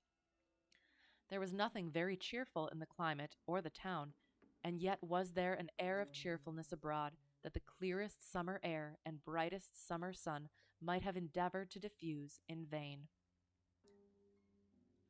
For the people who were shoveling away on the housetops were jovial and full of glee, calling out to one another from the parapets, and now and then exchanging a facetious snowball, better-natured missile far than many a wordy jest, laughing heartily if it went right, and not less heartily if it went wrong. The poulterers' shops were still half open, and the fruiterers were radiant in their glory. There were great, round, pot-bellied baskets of chestnuts, shaped like the waistcoats of jolly old gentlemen, lolling at the doors, and tumbling out into the street in their apoplectic opulence. So good. There were ruddy, brown-faced, broad-girthed Spanish onions, shining in the fatness of their growth like Spanish friars, and winking from their shelves in wanton slyness at the girls as they went by, and glanced demurely at the hung-up mistletoe. There were pears and apples clustered high in blooming pyramids. There were bunches of grapes in the shopkeeper's benevolence to dangle from conspicuous hooks, that people's mouths might water gratis as they passed. There were piles of filberts, mossy and brown, recalling, in their fragrance, ancient walks among the woods, and pleasant shufflings ankle-deep through withered leaves. There were Norfolk biffins, squat and swarthy, setting off the yellow of the oranges and lemons, and, in the great compactness of their juicy persons, urgently entreating and beseeching to be carried home in paper bags and eaten after dinner.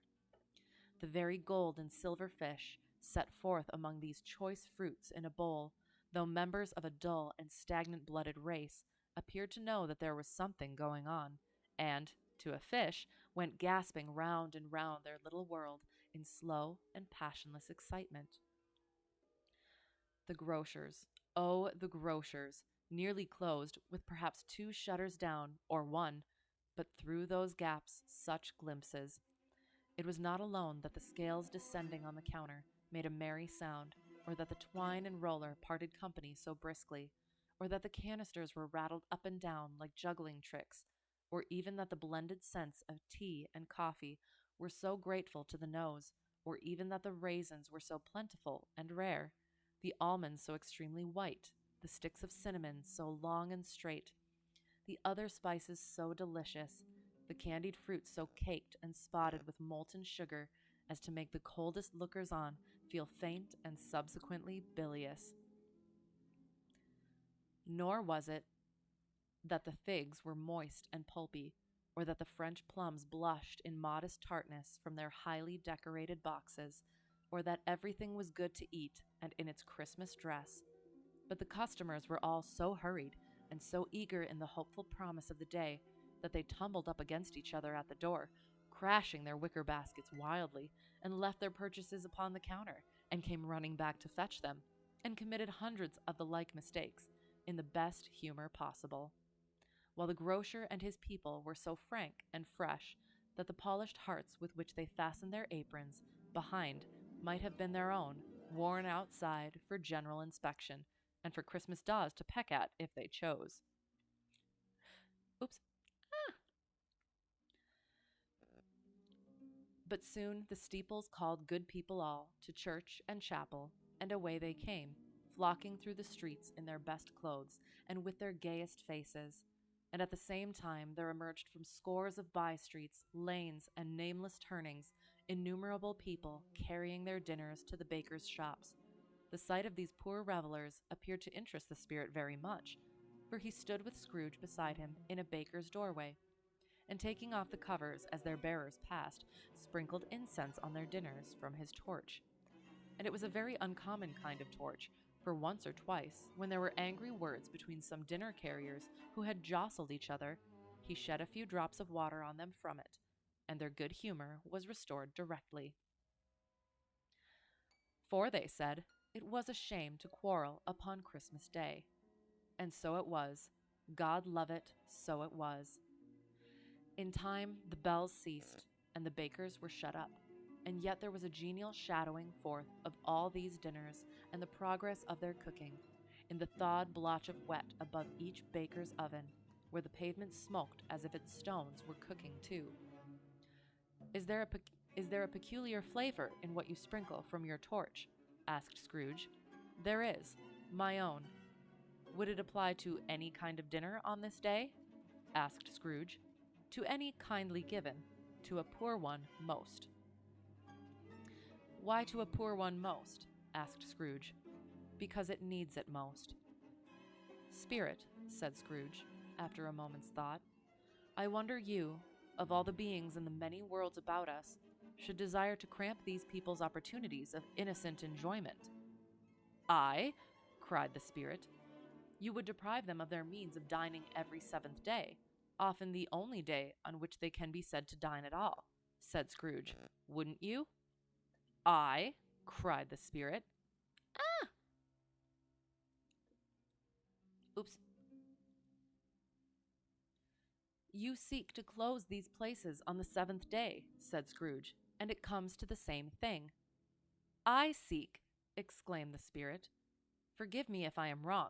It has been done in your name, or at least in that of your family, said Scrooge. There are some upon this earth of yours, returned the spirit, who lay claim to know us, and who do their deeds of passion, pride, ill will, hatred, envy, bigotry, and selfishness in our name, who are as strange to us and all our kith and kin as if they had never lived. Remember that, and charge their doings on themselves, not us. Scrooge promised that he would, and they went on, invisible, as they had been before, into the suburbs of the town. It was a remarkable quality of the ghost, which Scrooge had observed at the baker's, that notwithstanding his gigantic size, he could accommodate himself into any place with ease, and that he stood beneath a low roof quite as gracefully and like a supernatural creature as it was possible he could have done in any lofty hall. And perhaps it was the pleasure the good spirit had in showing off this power of his, or else it was his own kind, generous, hearty nature, and his sympathy with all poor men, that led him straight to Scrooge's clerks. For there he went, and took Scrooge with him, holding to his robe. And on the threshold of the door, the spirit smiled, and stopped to bless Bob Cratchit's dwelling with the sprinkling of his torch. Think of that! Bob had but 15 bob a week himself. He pocketed on Saturdays but 15 copies of his Christian name, and yet the ghost of Christmas present blessed his four-roomed house. Then up rose Mrs. Cratchit, Cratchit's wife, dressed out but poorly in a twice-turned gown, but brave in ribbons, which are cheap and make a goodly show for 6 pence, and she laid the cloth, assisted by Belinda Cratchit, second of her daughters, also brave in ribbons, while Master Peter Cratchit plunged a fork into the saucepan of potatoes, and getting the corners of his monstrous shirt collar, Bob's private property, conferred upon his son and heir in honor of the day, into his mouth, rejoiced to find himself so gallantly attired, and yearned to show his linen in the fashionable parks.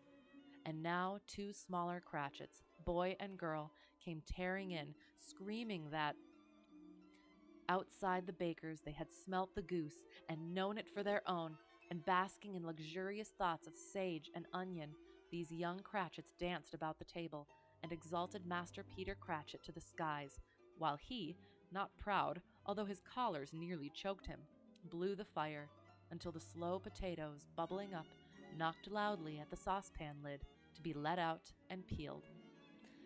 "What has ever got your precious father, then?" said Mrs. Cratchit, "and your brother, Tiny Tim? And Martha weren't as late last Christmas by half an hour." "Here's Martha, mother," said a girl, appearing as she spoke. "Here's Martha, mother," cried the 2 young Cratchits. "Hurrah! There's such a goose, Martha."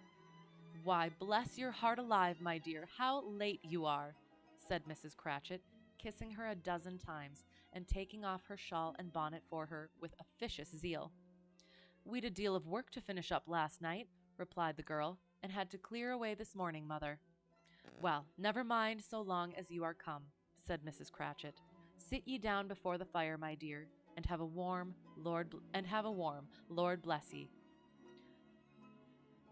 No, there's father coming," cried the 2 young Cratchits, who were everywhere at once. "Hide, Martha, hide!" So Martha hid herself, and in came little Bob, the father, with at least 3 feet of comforter, exclusive of the fringe, hanging down before him, and his threadbare clothes darned up and brushed to look seasonable, and Tiny Tim upon his shoulder. Alas for Tiny Tim! He bore a little crutch, and had his limbs supported by an iron frame. "Why, where's our Martha?" cried Bob Cratchit, looking round. "Not coming," said Mrs. Cratchit. "Not coming?" said Bob, with a sudden declension in his high spirits, for he had been Tim's blood horse all the way from church, and had come home rampant. "Not coming upon Christmas Day?" Martha didn't like to see him disappointed. Martha didn't like to see him disappointed, if it were only in joke, so she came out prematurely from behind the closet door and ran into his arms, while the 2 young Cratchits hustled Tiny Tim and bore him off into the wash-house, that he might hear the pudding singing in the copper. "And how did little Tim behave?" asked Mrs. Cratchit, when she had rallied Bob on his credulity, and Bob had hugged his daughter to his heart's content. "As good as gold," said Bob, "and better. Somehow he gets thoughtful, sitting by himself so much, and thinks the strangest things you ever heard. He told me, coming home, that he hoped the people saw him in the church, because he was a cripple, and it might be pleasant to them to remember upon Christmas Day who made lame beggars walk and blind men see."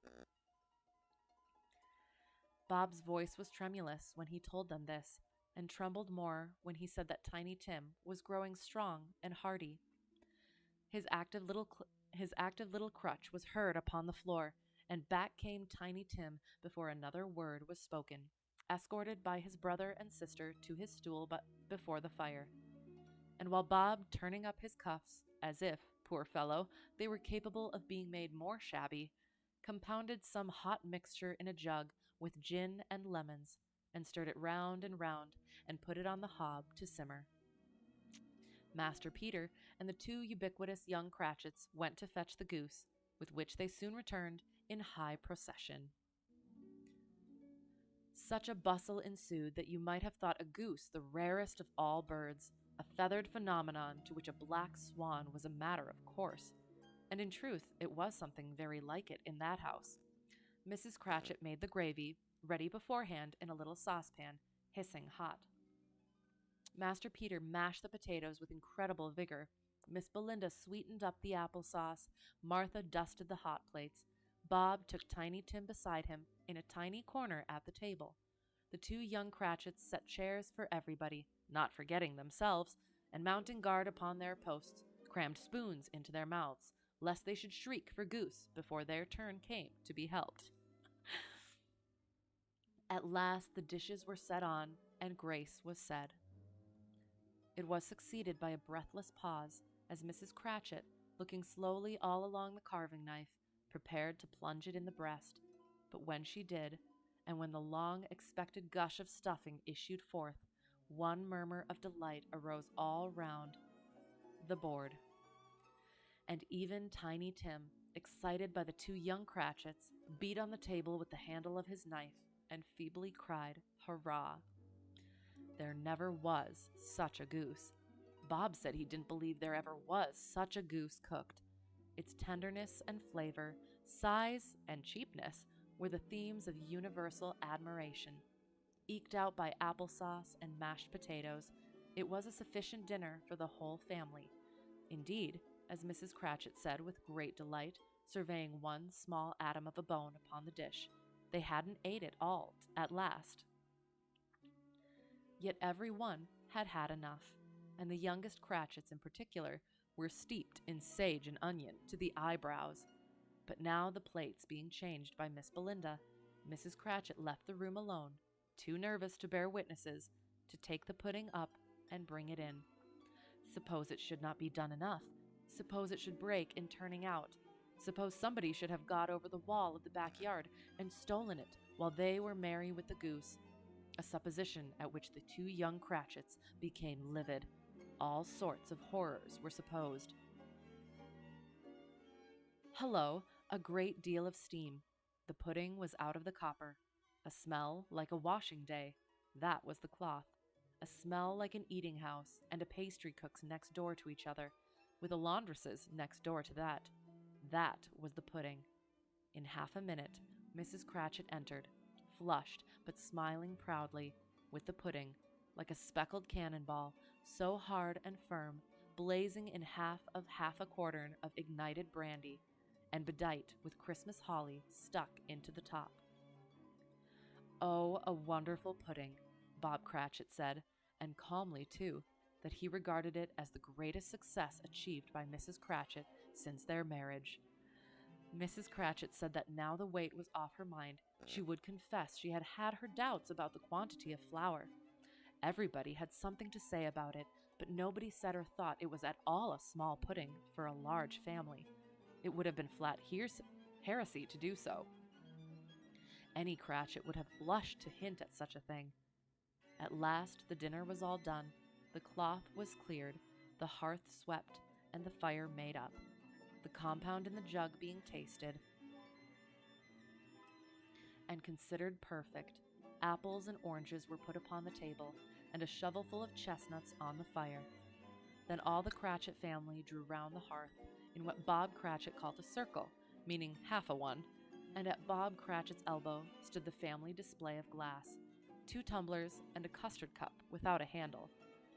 These held the hot stuff from the jug, however, as well as golden goblets would have done, and Bob served it out with beaming looks, while the chestnuts on the fire sputtered and cracked noisily.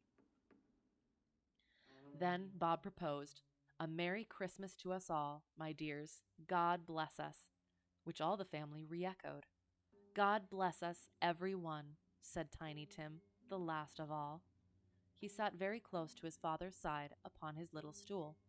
Bob held his withered little hand in his, as if he loved the child and wished to keep him by his side, and dreaded that he might be taken from him. "Spirit," said Scrooge, with an interest he had never felt before, "tell me if Tiny Tim will live."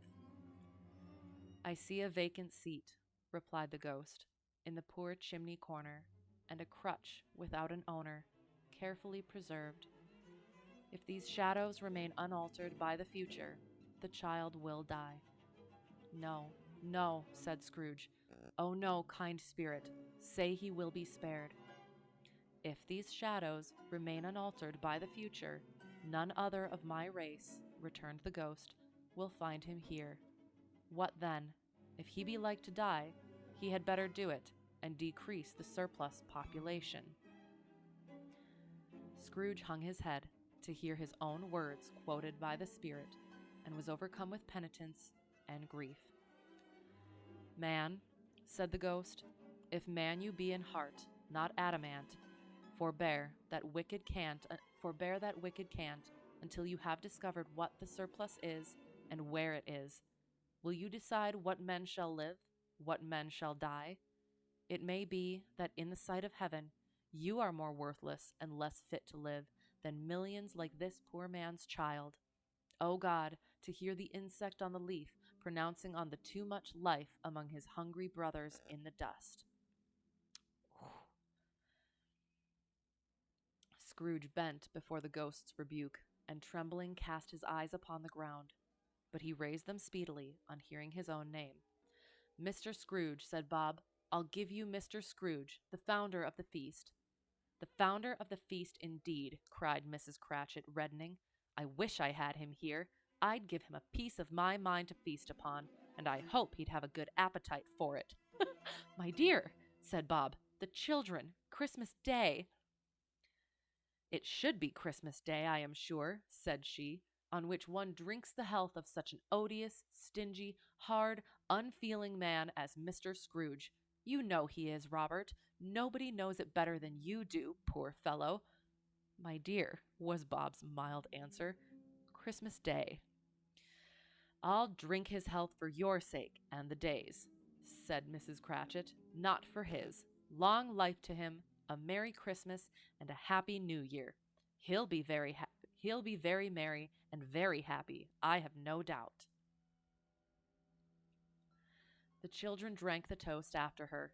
It was the first of their proceedings which had no heartiness. Tiny Tim drank it last of all, but he didn't care 2 pence for it. Scrooge was the ogre of the family. The mention of his name cast a dark shadow on the party, which was not dispelled for full 5 minutes.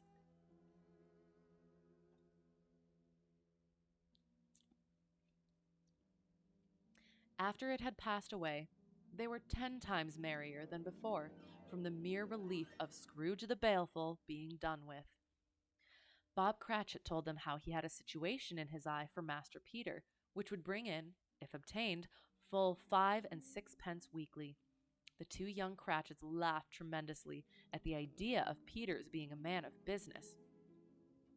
And Peter himself looked thoughtfully at the fire from between his collars, as if he were deliberating what particular investments he should favor when he came into the receipt of that bewildering income. Martha, who was a poor apprentice at a milliner's, then told them what kind of work she had to do, and how many hours she worked at a stretch, and how she meant to lie abed tomorrow morning for a good long rest. Tomorrow being a holiday, she passed at home. Also, how she had seen a countess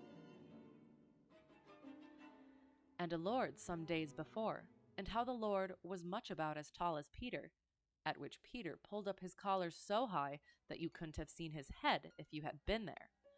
All this time the chestnuts and the jug went round, and by they had a song about a lost child traveling in the snow, from Tiny Tim, who had a plaintive little voice and sang it very well indeed. There was nothing of high mark in this. They were not a handsome family. They were not well dressed. Their shoes were far from being waterproof. Their clothes were scanty, and Peter might have known, and very likely did, the inside of a pawnbroker's.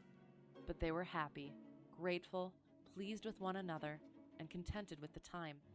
And when they faded, and looked happier yet in the bright sprinklings of the spirit's torch at parting, Scrooge had his eye upon them, and especially on Tiny Tim, until the last. By this time, it was getting dark, and snowing pretty heavily, and as Scrooge and the spirit went along the streets, the brightness of the roaring fires in kitchens, parlors, and all sorts of rooms was wonderful. Here the flickering of the blaze showed preparations for a cozy dinner, with hot plates baking through and through before the fire, and deep red curtains, ready to be drawn to shut out cold and darkness. There all the children of the house were running out into the snow to meet their married sisters, brothers, cousins, uncles, aunts, and be the first to greet them. Here again were shadows on the window blind of guests assembling, and there a group of handsome girls, all hooded and fur-booted, and all chattering at once, tripped lightly off to some near neighbor's house, where, woe upon the single man who saw them enter, artful witches well they knew it, in a glow. But if you had judged from the numbers of people on their way to friendly gatherings, you might have thought that no one was at home to give them welcome when they got there, instead of every house expecting company and piling up its fires half chimney high. Blessings on it, how the ghost exulted, how it bared its breadth of breast and opened its capacious palm and floated on, outpouring with a generous hand its bright and harmless mirth on everything within its reach. The very lamplighter who ran on before, dotting the dusky street with specks of light, and who was dressed to spend the evening somewhere, laughed out loudly as the spirit passed, though little kenned the lamplighter that he had any company but Christmas.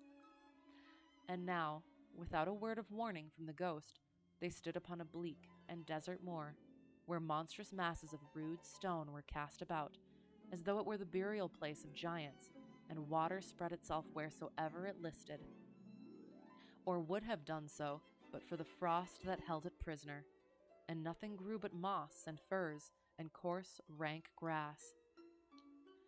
Down in the west, the setting sun had left a streak of fiery red, which glared upon the desolation for an instant, like a sullen eye, and frowning lower, lower, lower yet, was lost in the thick gloom of darkest night.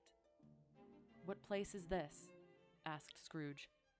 "A place where miners live, who labor in the bowels of the earth," returned the spirit. "But they know me. See." A light shone from the window of a hut, and swiftly they advanced towards it. Passing through the wall of mud and stone, they found a cheerful company assembled round a glowing fire.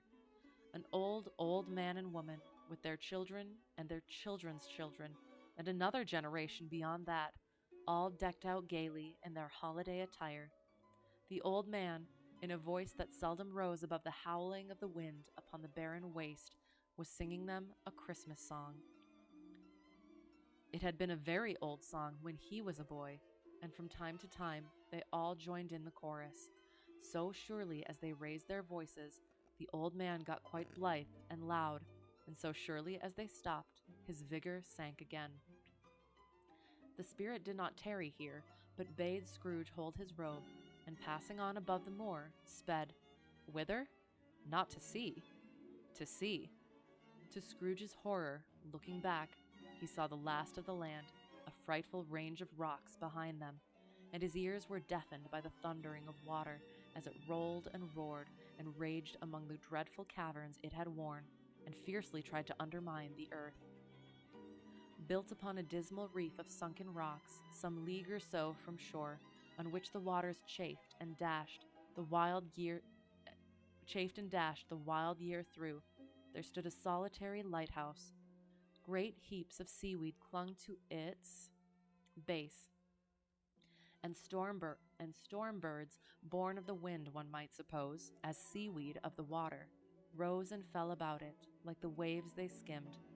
But even here, two men who watched the light had made a fire that through the loophole in the thick stone wall shed out a ray of brightness on the awful sea. Joining their horny hands over the rough table at which they sat, they wished each other Merry Christmas in their can of grog, and one of them, the elder too, with his face all damaged and scarred with hard weather, as the figurehead of an old ship might be, struck up a sturdy song that was like a gale in itself. Again the ghost sped on, above the black and heaving sea, on, until, being far away, as he told Scrooge, from any shore, they lighted on a ship. They stood beside the helmsman at the wheel, the lookout in the... It's a bow, right? In the bow, the officers who had the watch, dark, ghostly figures in their several stations, but every man among them hummed a Christmas tune, or had a Christmas thought, or spoke below his breath to his companion of some bygone Christmas day, with homeward hopes belonging to it. And every man on board, waking or sleeping, good or bad, had had a kinder word for another on that day than on any day in the year, and had shared to some extent in its festivities, and had remembered those he cared for at a distance, and had known that they delighted to remember him. It was a great surprise to Scrooge, while listening to the moaning of the wind and thinking what a solemn thing it was to move on through the lonely darkness over an unknown abyss whose depths were secrets as profound as death. It was a great surprise to Scrooge, while thus engaged, to hear a hearty laugh. It was a much greater surprise to Scrooge to recognize it as his own nephew's, and to find himself in a bright, dry, gleaming room, with the spirit standing smiling by his side, and looking at that same nephew with approving affability.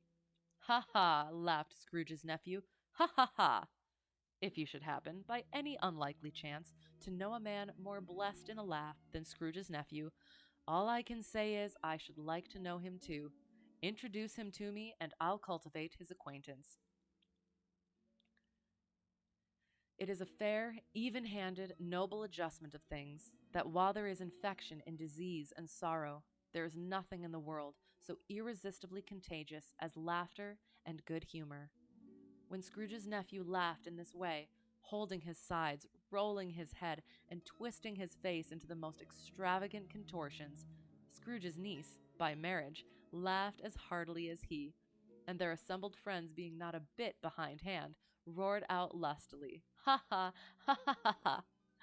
"He said that Christmas was a humbug, as I live," cried Scrooge's nephew. "He believed it, too." "More shame for him, Fred," said Scrooge's niece indignantly. "Bless those women. They never do anything by halves. They are always in earnest." She was very pretty, exceedingly pretty, with a dimpled, surprised-looking, capital face, a ripe little mouth that seemed made to be kissed, as no doubt it was, all kinds of good little dots about her chin that melted into one another when she laughed, and the sunniest pair of eyes you ever saw in any little creature's head. Altogether, she was what you would have called provoking, you know, but satisfactory too. Oh, perfectly satisfactory. "He's a comical old fellow," said Scrooge's nephew. "That's the truth, and not so pleasant as he might be. However, his offenses carry their own punishment, and I have nothing to say against him." "I'm sure he is very rich, Fred," hinted Scrooge's niece. "At least you always tell me so."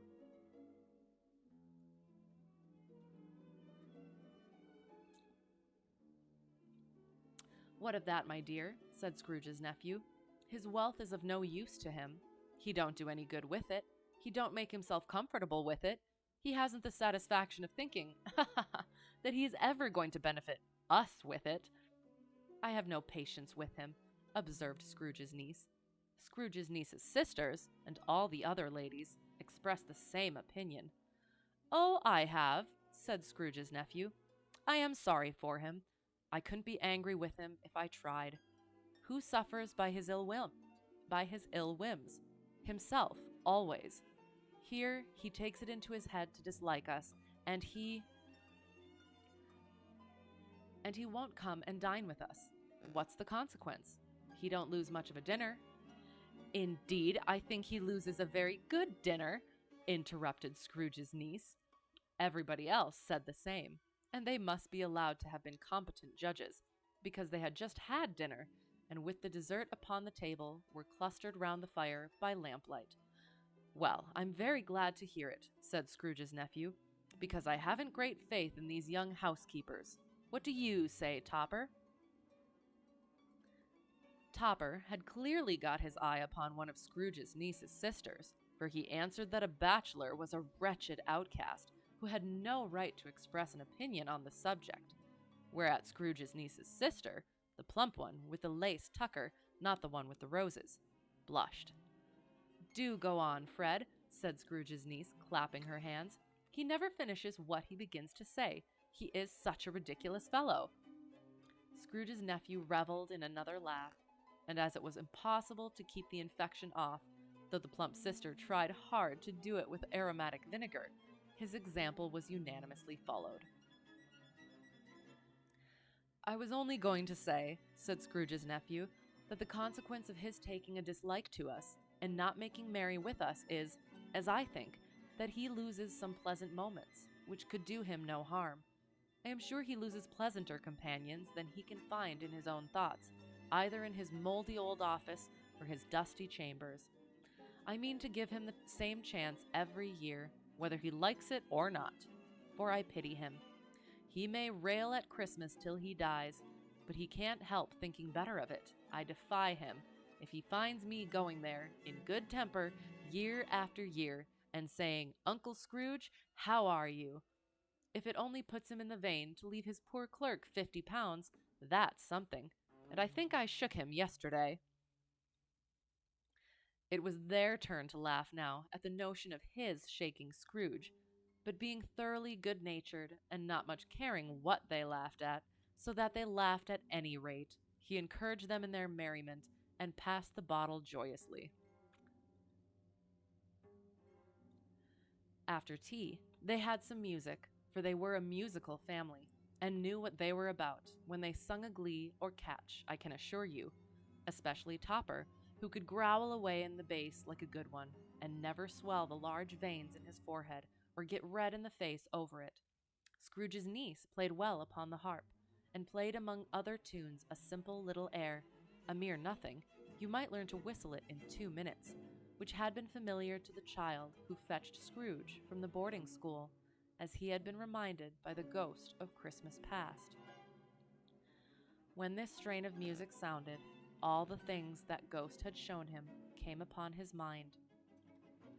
He softened more and more, and thought that if he could have listened to it often, years ago, he might have cultivated the kindnesses of life for his own happiness with his own hands, without resorting to the sexton's spade that buried Jacob Marley. But they didn't devote the whole evening to music.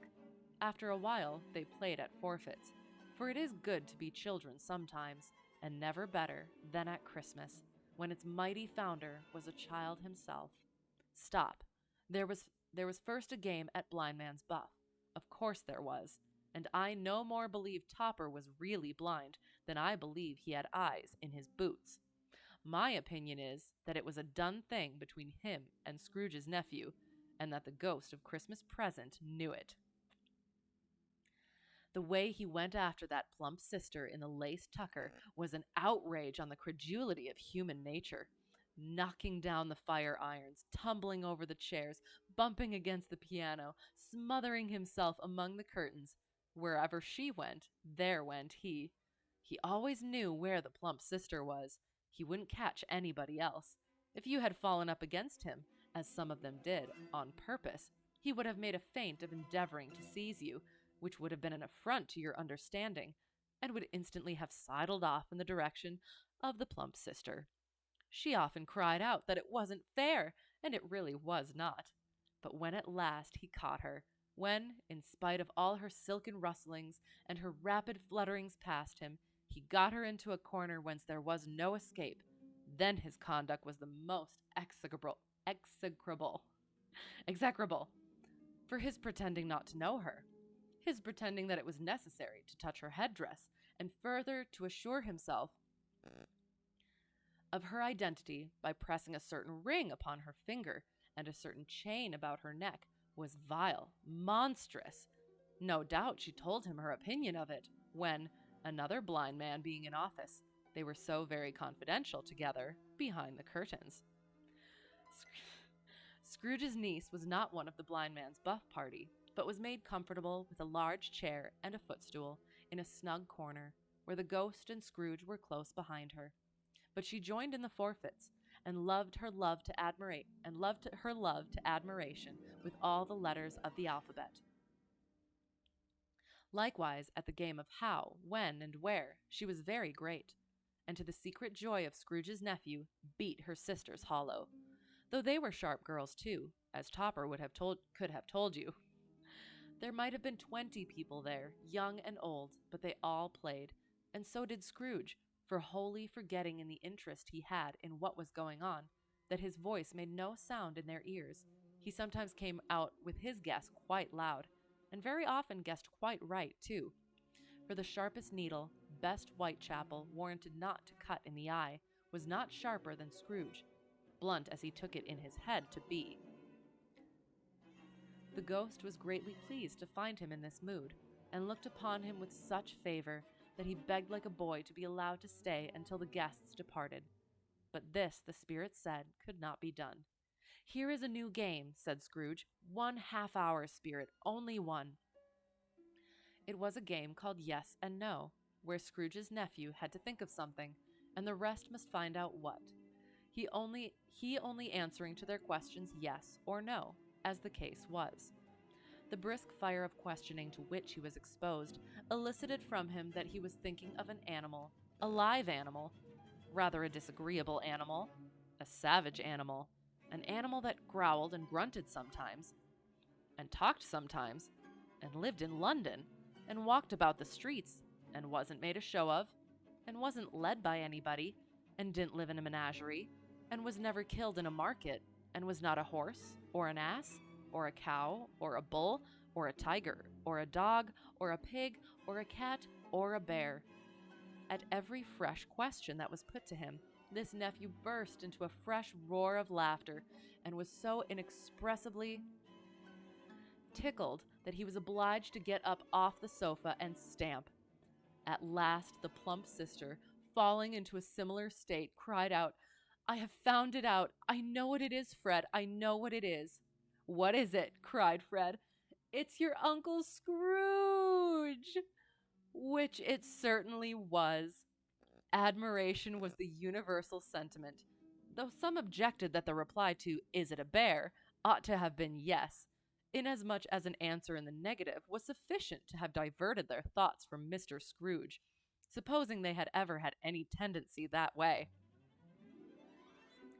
"He has given us plenty of merriment, I am sure," said Fred, "and it would be ungrateful not to drink his health.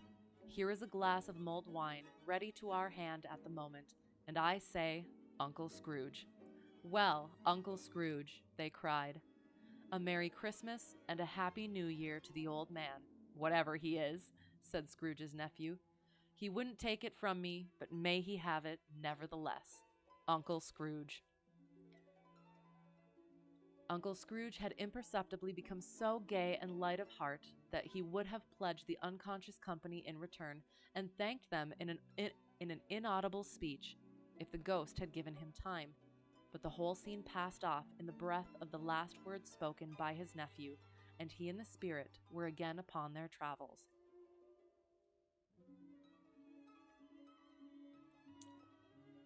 Much they saw, and far they went, and many homes they visited, but always with a happy end. The spirit stood beside sick beds, and they were cheerful, on foreign lands, and they were close at home, by struggling men, and they were patient in their greater hope, by poverty, and it was rich, in almshouse, hospital, and jail, in misery's every refuge, where vain man, in his little brief authority, had not made fast the door, and barred the spirit out. He left his blessing, and taught Scrooge his precepts. It was a long night, if it were only a night, but Scrooge had his doubts of this, because the Christmas holidays appeared to be condensed into the space of time they passed together. It was strange, too, that while Scrooge remained unaltered in his outward form, the ghost grew older, clearly older. Scrooge had observed this change, but never spoke of it until they left a children's 12th night party, when, looking at the spirit as they stood together in an open place, he noticed that its hair was gray. "Are spirits' lives so short?" asked Scrooge. "My life upon this globe is very brief," replied the ghost. "It ends tonight." "Tonight!" cried Scrooge. "Tonight, at midnight. Hark, the time is drawing near." The chimes were ringing the 3/4 past 11 at that moment.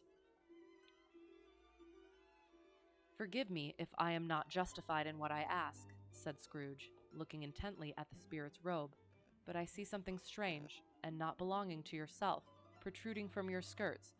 Is it a foot or a claw?" "It might be a claw, for the flesh there is upon it," was the spirit's sorrowful reply. "Look here." From the foldings of its robe, it brought 2 children, wretched, abject, frightful, hideous, miserable. They knelt down at its feet and clung upon the outside of its garment. "Oh, man, look here," Look, look, down here, exclaimed the ghost. They were a boy and girl, yellow, meager, ragged, scowling, wolfish, but prostrate too in their humility. Where graceful youth should have filled their features out and touched them with its freshest tints, a stale and shriveled hand, like that of age, had pinched and twisted them and pulled them into shreds. Where angels might have sat enthroned, devils lurked and glared out menacing. No change, no degradation, no perversion of humanity in any grade, through all the mysteries of wonderful creation, has monsters half so horrible and dread. Scrooge started back, appalled. Having them shown to him in this way, he tried to say they were fine children, but the words choked themselves, rather than be parties to a lie of such enormous magnitude.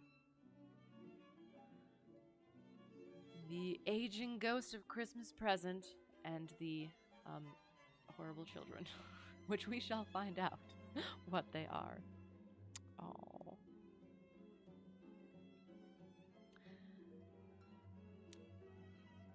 Took quite a turn from the festivities of before. Spirit, are they yours? Scrooge could say no more. They are man's, said the spirit, looking down upon them, and they cling to me, appealing from their fathers. This boy is ignorance. This girl is want. Beware them both, and all of their degree, but most of all beware this boy, for on his brow I see that written which is doom, unless the writing be erased. Deny it, cried the spirit, stretching out its hand towards the city. Slander those who tell it ye.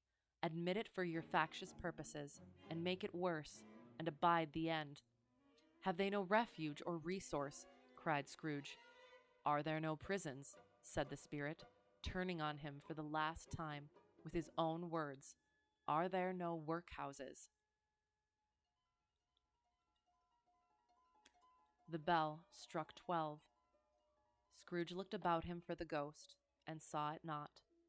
As the last stroke ceased to vibrate, he remembered the prediction of old Jacob Marley, and lifting up his eyes, beheld a solemn phantom, draped and hooded, coming, like a mist along the ground, towards him.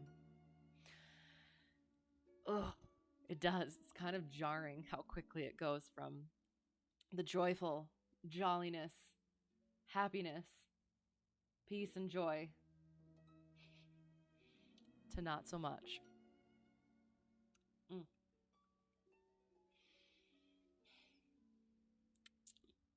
End of Stave 3. Beginning of Stave 4, the last of the spirits. The phantom slowly, gravely, silently approached. True, yes! The phantom slowly, gravely, silently approached.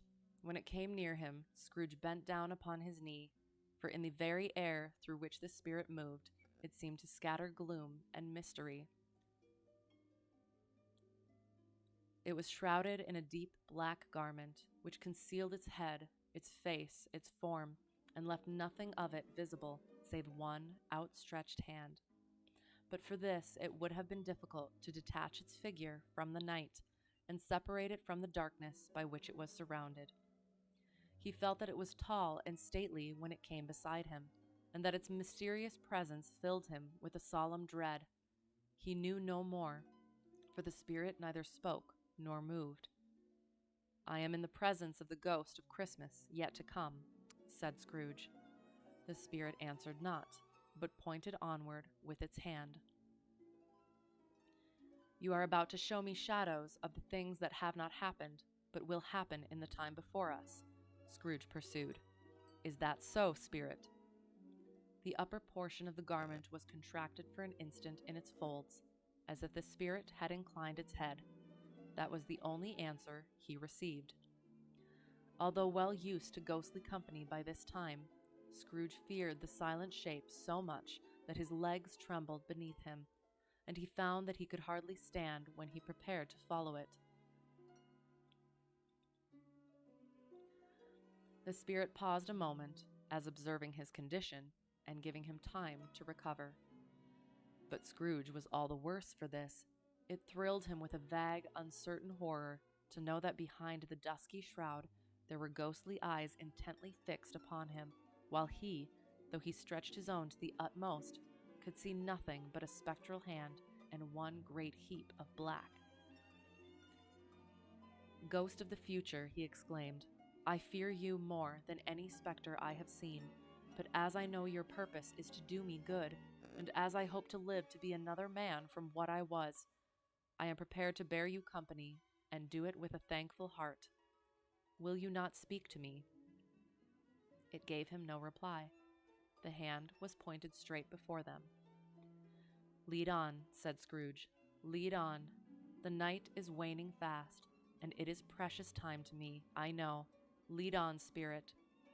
The phantom moved away as it had come towards him. Scrooge followed in the shadow of its dress, which bore him up, he thought, and carried him along. They scarcely seemed to enter the city, for the city rather seemed to spring up about them, and encompass them of its own act. But there they were, in the heart of it, on 'change amongst the merchants, who hurried up and down, and chinked the money in their pockets, and conversed in groups, and looked at their watches, and trifled thoughtfully with their great gold seals, and so forth, as Scrooge had seen them often. The spirit stopped beside one little knot of businessmen. Observing that the hand was pointed to them, Scrooge advanced to listen to their talk. "No," said a great fat man with a monstrous chin, "I don't know much about it either way. I only know he's dead." "When did he die?" inquired another. "Last night, I believe." "Why, what was the matter with him?" asked a third, taking a vast quantity of snuff out of a very large snuff-box. "I thought he'd never die." "God knows," said the first, with a yawn. "What has he done with his money?" asked a red-faced gentleman with a pendulous excrescence on the end of his nose that shook like the gills of a turkey-cock. "I haven't heard," said the man with the large chin, yawning again. "Left it to his company, perhaps. He hasn't left it to me, that's all I know." This pleasantry was received with a general laugh. "It's likely to be a very cheap funeral," said the same speaker. "For upon my life, I don't know of anybody to go to it. Suppose we make up a party and volunteer?" "I don't mind going if a lunch is provided," observed the gentleman with the excrescence on his nose, "but I must be fed if I make one." Another laugh. "Well, I am the most disinterested among you after all," said the first speaker, "for I never wear black gloves, and I never eat lunch. But I'll offer to go, if anybody else will. When I come to think of it, I'm not at all sure that I wasn't his most particular friend, for we used to stop and speak whenever we met. Bye-bye." Speakers and listeners strolled away, and mixed with other groups. Scrooge knew the men, and looked towards the spirit for an explanation. The phantom glided on into a street. Its finger pointed to two persons meeting.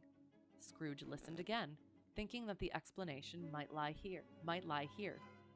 He knew these men also perfectly. They were men of business, very wealthy and of great importance. He had made a point always of standing well in their esteem, in a business point of view, that is, strictly in a business point of view. "How are you?" said one. "How are you?" returned the other. "Well," said the first, "Old Scratch has got his own at last, hey?" "So I am told," returned the second. "Cold, isn't it?" "Seasonable for Christmas time." "You're not a skater, I suppose?" No, something else to think of. Good morning." Not another word. That was their meeting, their conversation, and their parting. Scrooge was at first inclined to be surprised that the spirit should attach importance to conversations apparently so trivial, but feeling assured that they must have some hidden purpose, he set himself to consider what it was likely to be. They could scarcely be supposed to have any bearing on the death of Jacob, his old partner, for that was past, and this ghost's province was the future. Nor could he think of anyone immediately connected with himself to whom he could apply them. But nothing, doubting that to whomsoever they applied, they had some latent moral for his own improvement, he resolved to treasure up every word he heard, and everything he saw, and especially to observe the shadow of himself when it appeared, for he had an expectation that the conduct of his future self would give him the clue he missed, and would render the solution of these riddles easy. He looked about in that very place for his own image, but another man stood in his accustomed corner, and though the clock pointed to his usual time of day for being there, he saw no likeness of himself among the multitudes that poured in through the porch. It gave him little surprise, however, for he had been revolving in his mind a change of life, and thought and hoped he saw his new-born resolutions carried out in this. Quiet and dark, beside him stood the phantom, with its outstretched hand. When he roused himself from his thoughtful quest, he fancied from the turn of the hand and its situation in reference to himself that the unseen eyes were looking at him keenly. It made him shudder and feel very cold. They left the busy scene and went into an obscure part of the town where Scrooge had never penetrated before, although he recognized its situation and its bad repute. The ways were foul and narrow, the shops and houses wretched, the people half naked, drunken, slipshod, ugly. Alleys and archways, like so many cesspools, disgorged their offenses of smell and dirt and life upon the straggling streets, and the whole quarter reeked with crime, with filth, and misery.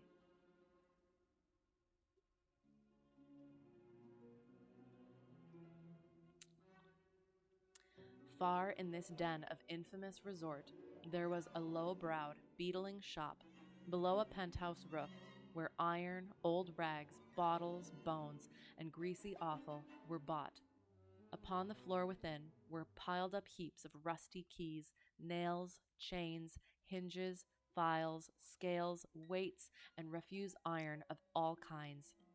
Secrets that few would like to scrutinize were bred and hidden in mountains of unseemly rags, masses of corrupted fat, and sepulchres of bones.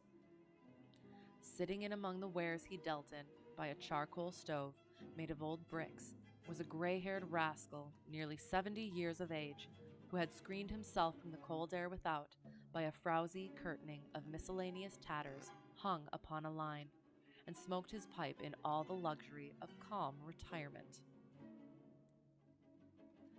Scrooge and the Phantom came into the presence of this man just as a woman with a heavy bundle slunk into the shop, but she had scarcely entered when another woman, similarly laden, came in too, and she was closely followed by a man in faded black, who was no less startled by the sight of them than they had been upon the recognition of each other.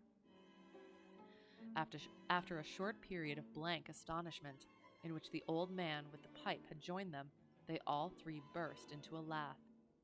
"Let the charwoman alone to be the first," cried she who had entered first. "Let the laundress alone to be the second, and let the undertaker's man alone to be the third. Look here, old Joe, here's a chance, if we haven't all three met here without meaning it." "You couldn't have met in a better place," said old Joe, removing his pipe from his mouth. "Come into the parlor. You were made free of it long ago, you know, and the other two ain't strangers. Stop till I shut the door of the shop. Ah, how it squeaks! There ain't such a rusty bit of metal in the place as its own hinges, I believe, and I'm sure there's no such old bones here as mine. Ha ha! We're all suitable to our calling. We're well matched. Come into the parlor. Come into the parlor." The parlor was the space behind the screen of rags. The old man raked the fire together with an old stair rod, and having trimmed his smoky lamp, for it was night, with the stem of his pipe, put it in his mouth again. While he did this, the woman who had already spoken threw her bundle on the floor and sat down in a flaunting manner on a stool, crossing her elbows on her knees and looking with a bold defiance at the other two. "What odds, then? What odds, Mrs. Dilber?" said the woman. "Every person has a right to take care of themselves. He always did." "That's true indeed," said the laundress. "No man more so." "Why then, don't stand staring as if you was afraid, woman. Who's the wiser? We're not going to pick holes in each other's coats, I suppose?" "No, indeed," said Mrs. Dilber and the man together. "We should hope not." Very well, then, cried the woman. "That's enough. Who's the worse for the loss of a few things like these? Not a dead man, I suppose?" No, indeed, said Mrs. Dilber, laughing. If he wanted to keep him after he was dead, a wicked old screw, pursued the woman, why wasn't he natural in his lifetime? If he had been, he'd have had somebody to look after him when he was struck with death, instead of lying gasping out his last there, alone by himself. It's the truest word that ever was spoke, said Mrs. Dilber. It's a judgment on him. I wish it was a little heavier judgment, replied the woman, and it should have been, you may depend upon it, if I could have laid my hands on anything else.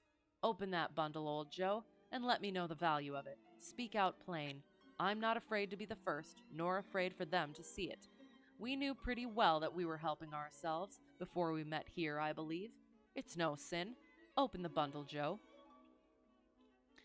But the gallantry of her friends would not allow of this, and the man in faded black, mounting the breech first, produced his plunder. It was not extensive. A seal or two, a pencil case, a pair of sleeve buttons, and a brooch of no great value were all. They were severally examined and appraised by old Joe, who chalked the sums he was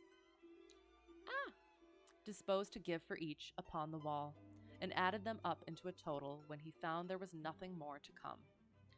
That's your account, said Joe, and I wouldn't give another sixpence if I was to be boiled for not doing it. Who's next? Mrs. Dilber was next. Sheets and towels, a little wearing apparel, 2 old-fashioned silver teaspoons, a pair of sugar tongs, and a few boots. Her account was stated on the wall in the same manner. I always give too much to ladies. It's a weakness of mine, and that's the way I ruin myself, said old Joe. That's your account. If you asked me for another penny and made it an open question, I'd repent of being so liberal and knock off half a crown. And now undo my bundle, Joe, said the first woman. Joe went down on his knees for the greater convenience of opening it, and having unfastened a great many knots, dragged out a large and heavy roll of some dark stuff. What do you call this? Said Joe. Bed curtains. Ah, returned the woman, laughing and leaning forward on her crossed arms. Bed curtains. You don't mean to say you took 'em down, rings and all, with him lying there, said Joe. Yes, I do, replied the woman. Why not? You were born to make your fortune, said Joe, and you'll certainly do it. I certainly shan't hold my hand.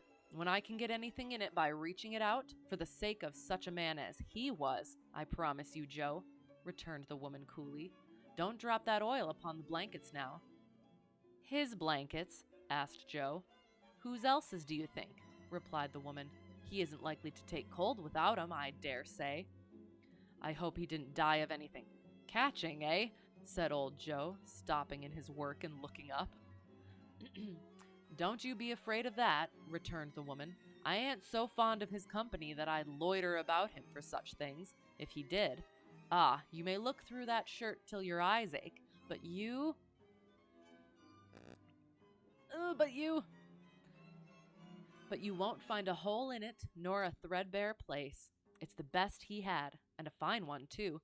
They'd have wasted it if it hadn't been for me. What do you call wasting of it? Asked old Joe. Putting it on him to be buried in, to be sure, replied the woman with a laugh. Somebody was fool enough to do it, but I took it off again. If calico ain't good enough for such a purpose, it isn't good enough for anything. It's quite as becoming to the body. He can't look uglier than he did in that one. Scrooge listened to this dialogue in horror. As they sat grouped about their spoil, in the scanty light afforded by the old man's lamp, he viewed them with a detestation and disgust which could hardly have been greater, though they had been obscene demons marketing the corpse itself. Ha ha! Laughed the same woman when old Joe, producing a flannel bag with money in it, told out their several gains upon the ground. This is the end of it, you see. He frightened every one away from him when he was alive, to profit us when he was dead. Ha ha ha! Spirit, said Scrooge, shuddering from head to foot. I see. The case of this unhappy man might be my own. My life tends that way now. Merciful heaven, what is this? He recoiled in terror, for the scene had changed. and now he almost touched a bed, a bare, uncurtained bed, on which, beneath a ragged sheet, there lay a something covered up, which, though it was dumb, announced itself in awful language. The room was very dark, too dark to be observed with any accuracy, though Scrooge glanced round it in obedience to a secret impulse, anxious to know what kind of room it was. A pale light, rising in the outer air, fell straight upon the bed, and on it, plundered and bereft, unwatched, unwept, uncared for, was the body of this man. Scrooge glanced towards the phantom. Its steady hand was pointed to the head. The cover was so carelessly adjusted that the slightest raising of it, the motion of a finger upon Scrooge's part, would have disclosed the face. He thought of it, felt how easy it would be to do, and longed to do it, but had no more power to withdraw the veil than to dismiss the spectre at his side.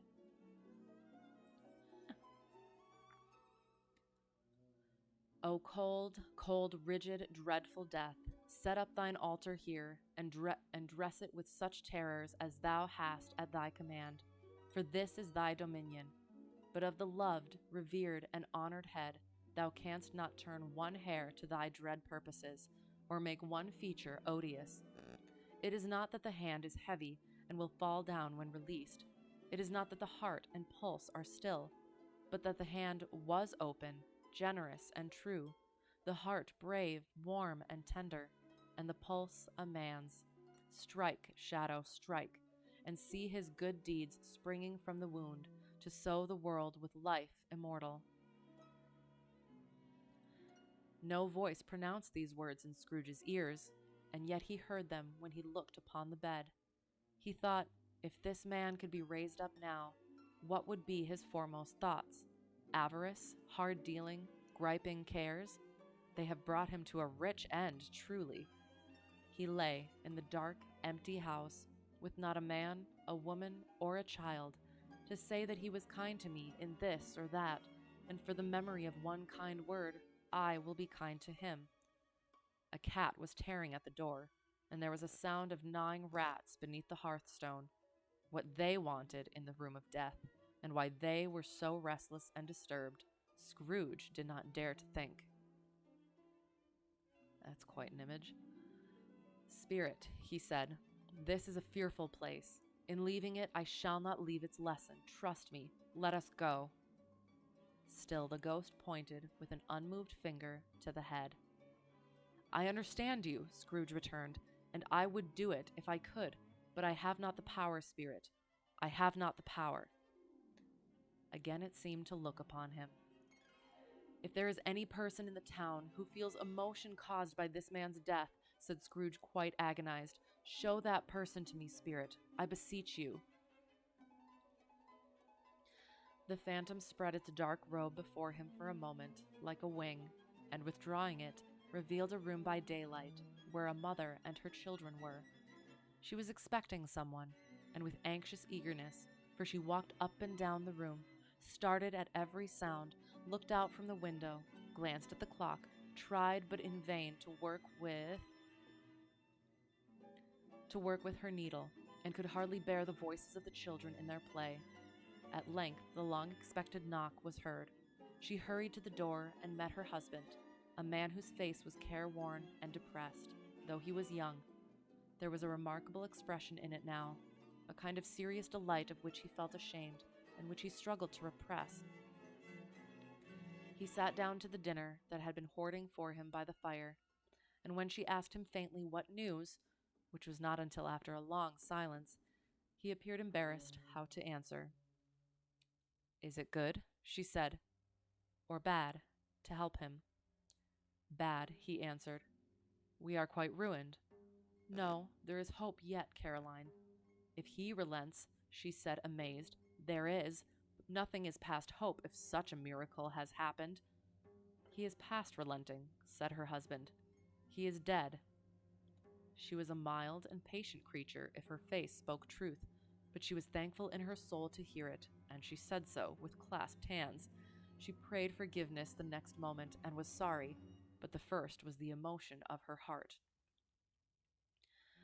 What the half-drunken woman whom I told you of last night said to me when I tried to see him and obtain a week's delay, and what I thought was a mere excuse to avoid me, turns out to have been quite true. He was not only very ill, but dying then. To whom will our debt be transferred? I don't know, but before that time we shall be ready with the money, and even though we were not, it would be a bad fortune indeed to find so merciless a creditor in his successor. We may sleep tonight with light hearts, Caroline.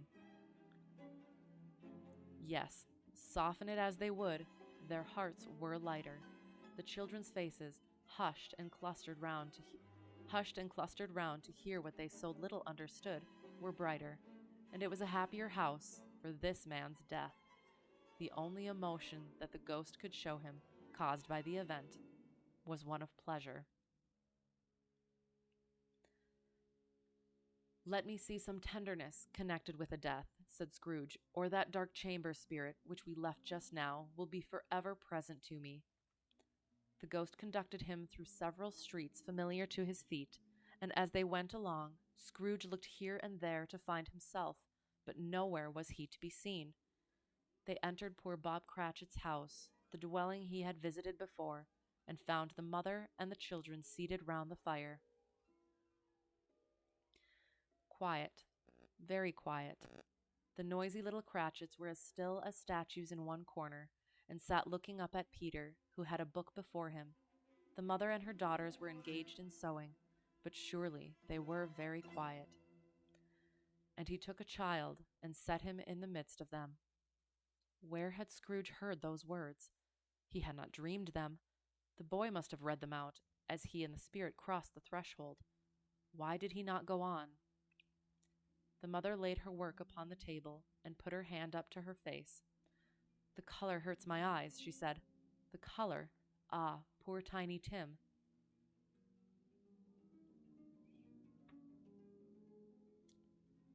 They're better now again, said Cratchit's wife. It makes them weak by candlelight, and I wouldn't show weak eyes to your father when he comes home, for the world. It must be near his time. Past it, rather, Peter answered, shutting up his book. But I think he has walked a little slower than he used, these few last evenings, Mother. They were very quiet again. At last she said, and in a steady, cheerful voice, that only faltered once, I have known him walk with Tiny Tim upon his shoulder, very fast indeed. And so have I, cried Peter. Often. And so have I, exclaimed another. So had all. But he was very light to carry, she resumed, intent upon her work, and his father loved him so that it was no trouble. No trouble. And there is your father at the door. Ah! Gosh darn it. She hurried out to meet him, and little Bob and his comforter, he had need of it, poor fellow, came in. His tea was ready for him on the hob, and they all tried who should help him to it most. Then the two young Cratchits got upon his knees and laid, each child a little cheek, against his face, as if they said, Don't mind it, father, don't be grieved. Bob was very cheerful with them, and spoke pleasantly to all the family. He looked at the work upon the table, and praised the industry and speed of Mrs. Cratchit and the girls. They would be done long before Sunday, he said. Sunday? You went today, then, Robert, said his wife. Yes, my dear, returned Bob. I wish you could have gone. It would have done you good to see how green a place it is. But you'll see it often. I promised him that I would walk there on a Sunday. My little child, cried Bob. My little child. He broke down all at once. He couldn't help it. If he could have helped it, he and his child would have been farther apart, perhaps, than they were. He left the room and went upstairs into the room above, which was lighted cheerfully and hung with Christmas. There was a chair set close beside the child, and there were signs of someone having been there lately. Poor Bob sat down in it, and when he had thought a little and composed himself, he kissed the little face. He was reconciled to what had happened, and went down again quite happy. They drew about the fire and talked, the girls and mother working still. Bob told them of the extraordinary kindness of Mr. Scrooge's nephew, whom he had scarcely seen but once, and who, meeting him in the street that day, and seeing that he looked just a little down, you know, said Bob, inquired what had happened to distress him. On which, said Bob, for he is the pleasantest spoken gentleman you ever heard, I told him. I am heartily sorry for it, Mr. Cratchit, he said, and heartily sorry for your good wife. By the by, how he ever knew that, I don't know. Knew what, my dear? Why, that you were a good wife, replied Bob. Everybody knows that, said Peter. Very well observed, my boy, cried Bob. I hope they do. Heartily sorry, he said, for your good wife. If I can be of service to you in any way, he said, giving me his card, that's where I live. Pray come to me. Now it wasn't, cried Bob, for the sake of anything he might be able to do for us, so much as for his kind way, that this was quite delightful. It really seemed as if he had known our Tiny Tim and felt with us. I'm sure he's a good soul, said Mrs. Cratchit. You would be surer of it, my dear, returned Bob, if you saw and spoke to him. I shouldn't be at all surprised, mark what I say, if he got Peter a better situation. Only hear that, Peter, said Mrs. Cratchit. And then, cried one of the girls, Peter will be keeping company with someone and setting up for himself. Get along with you, retorted Peter, grinning. It's just as likely as not, said Bob, one of these days, though there's plenty of time for that, my dear. But however and whenever we part from one another, I am sure we shall none of us forget poor Tiny Tim, shall we, or this first parting that there was among us? Never, father, cried they all. And I know, said Bob, I know, my dears, that when we recollect how patient and how mild he was, although he was a little child, we shall not quarrel easily among ourselves and forget poor Tiny Tim in doing it. No, never, father, they all cried again. I am very happy, said little Bob. I am very happy. Mrs. Cratchit kissed him. His daughters kissed him. The two young Cratchits kissed him, and Peter and himself shook hands. Spirit of Tiny Tim, thy childish essence was from God. Spectre, said Scrooge, something informs me that our parting moment is at hand. I know it, but I know not how. Tell me what man that was whom we saw lying dead. The ghost of Christmas yet to come conveyed him, as before, though at a different time, he thought. Indeed, there seemed no order in these latter visions, save that they were in the future, into the resorts of businessmen, but showed him not himself. Indeed, the spirit did not stay for anything, but went straight on, as to the end just now desired, until besought by Scrooge to tarry for a moment. This court, said Scrooge, through which we hurry now, is where my place of occupation is, and has been for a length of time. I see the house. Let me behold what I shall be in days to come. The spirit stopped. The hand was pointed elsewhere. The house is yonder, Scrooge exclaimed. Why do you point away? The inexorable finger underwent no change. Scrooge hastened to the window of his office and looked in. It was an office still, but not his. The furniture was not the same, and the figure in the chair was not himself. The phantom pointed as before.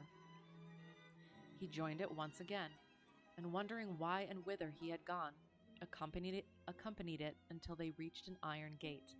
He paused to look round before entering. A churchyard.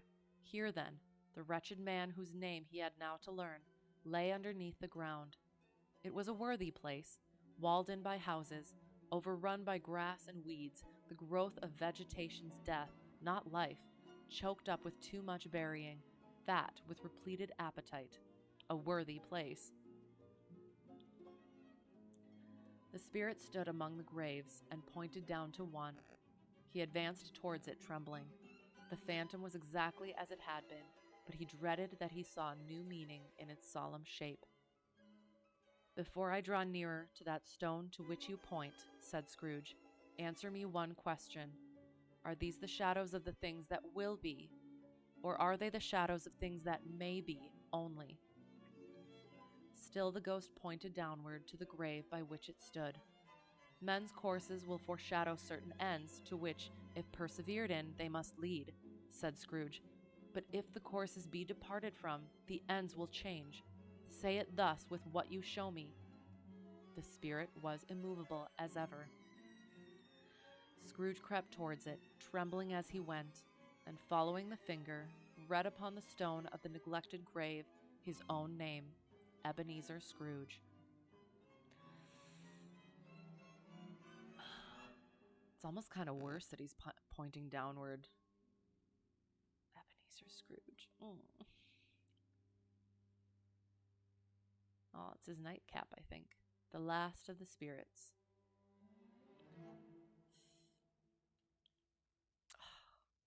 There's that contrast between the joy and joviality of like the Fezziwig party and then this. Just in the art.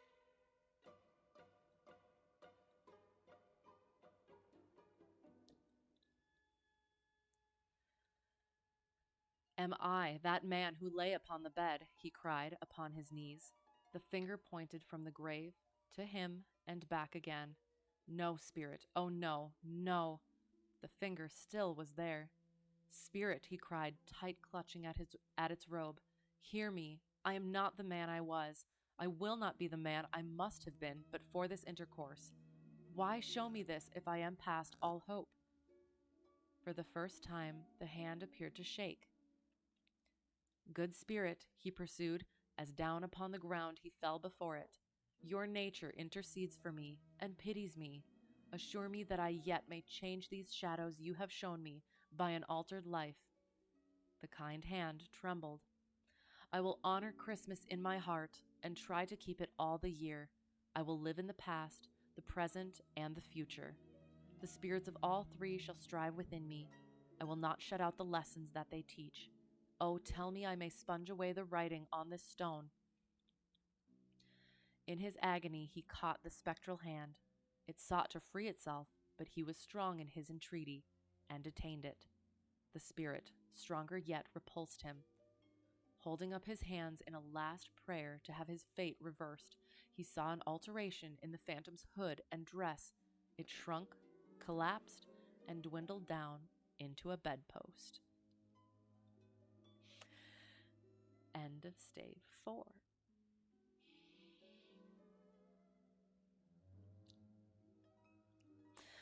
Almost through it. Stave 5. The end of it. Yes, and the bedpost was his own. The bed was his own. The room was his own. Best and happiest of all, the time before him was his own to make amends in. This original story is so good, right? Never been a fan of any movie adaptations. Okay, but the actual story is amazing. Right? Oh, it is. It's so good. I'm not sure if I've really seen... I feel like I would assume the older adaptations would probably be best. But yeah, I'm not sure I've really seen any that are too close to the, actual story itself and not adjusted in some way with creative license. But I feel like I'd like to see the older ones just to see. Which ones have you seen? Have you seen the old ones? Are they like that too? But yeah, it is. The writing is so good, and yeah, the moral of it, and just how well it's all pieced together, and the tone of it throughout it, and how it moves through the emotions is super good. I will live in the past, the present, and the future, Scrooge repeated as he scrambled out of bed. The spirits of all three shall strive within me. O Jacob Marley, heaven and the Christmas time be praised for this. I say it on my knees, old Jacob, on my knees. He was so fluttered and so glowing with his good intentions that his broken voice would scarcely answer to his call. He had been sobbing violently in his conflict with the spirit, and his face was wet with tears. They are not torn down, cried Scrooge, folding one of his bed curtains in his arms. They are not torn down, rings and all. They are here. I am here. The shadows of the things that would have been may be dispelled. They will be. I know they will. His hands were busy with his garments all this time, turning them inside out, putting them on upside down, tearing them, mislaying them, making them parties to every kind of extravagance. I don't know what to do, cried Scrooge, laughing and crying in the same breath, and making a perfect laucone, I forget how to pronounce that, of himself with his stockings. I am as light as a feather. I am as happy as an angel. I am as merry as a schoolboy. I am as giddy as a drunken man. A Merry Christmas to everybody. A Happy New Year to all the world. Hello here. Whoop, hello. He had frisked into the sitting room and was now standing there, perfectly winded. There's the saucepan that the gruel was in, cried Scrooge, starting off again, and going round the fireplace. There's the door by which the ghost of Jacob Marley entered. There's the corner where the ghost of Christmas Present sat. There's the window where I saw the wandering spirits. It's all right. It's all true. It all happened. Ha ha ha. Really, for a man who had been out of practice for so many years, it was a splendid laugh. A most illustrious laugh. The father of a long, long line of brilliant laughs. Oop. I don't know what day of the month it is, said Scrooge.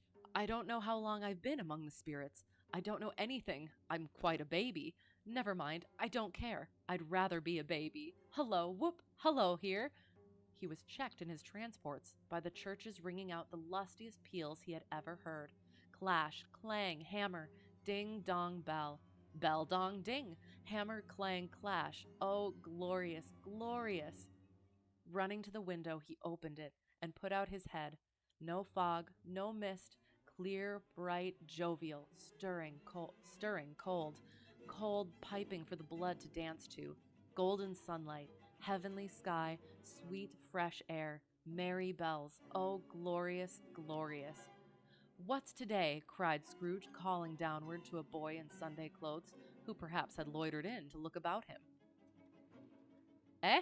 Returned the boy with all his might of wonder. What's today, my fine fellow? Said Scrooge. Today? Replied the boy. Why, Christmas Day. It's Christmas Day, said Scrooge to himself. I haven't missed it. The spirits have done it all in one night. They can do anything they like. Of course they can. Of course they can. Hello, my fine fellow. Hello, returned the boy. Do you know the poulterers? In the next street but one at the corner? Scrooge inquired. I should hope I did, replied the lad. Unintelligent boy, said Scrooge. A remarkable boy. Do you know whether they've sold the prize turkey that was hanging up there? Not the little prize turkey, the big one. What, the one as big as me? Returned the boy. What a delightful boy, said Scrooge. It's a pleasure to talk to him. Yes, my buck. It's hanging there now, replied the boy. Is it? Said Scrooge. Go and buy it. Walk-er, exclaimed the boy. No, no, said Scrooge. I am in earnest. Go and buy it and tell him to bring it here, that I may give them the direction where to take it. Come back with the man, and I'll give you a shilling. Come back with him in less than 5 minutes, and I'll give you half a crown. The boy was off like a shot. He must have had a steady hand at a trigger who could have got a shot off half so fast. I'll send it to Bob Cratchit's, whispered Scrooge, rubbing his hands and splitting with a laugh. He shan't know who sends it. It's twice the size of Tiny Tim. Joe Miller never made such a joke as sending it to Bob's will be. The hand in which he wrote the address was not a steady one, but write it he did, somehow, and went downstairs to open the street door, ready for the coming of the poulterer's man. As he stood there, waiting his arrival, the knocker caught his eye.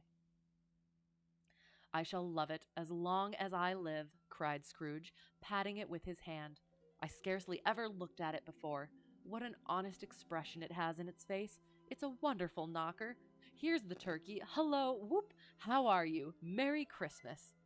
It was a turkey. He never could have stood upon his legs, that bird. He would have snapped him short off in a minute, like sticks of sealing wax.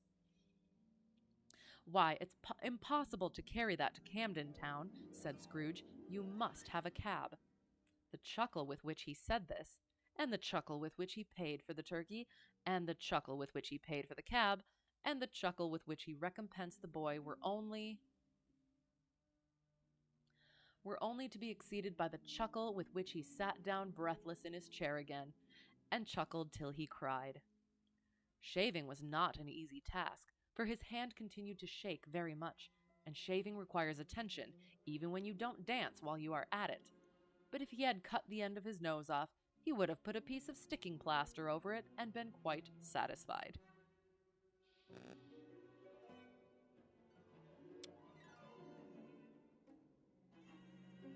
He dressed himself all in his best, and at last got out into the streets.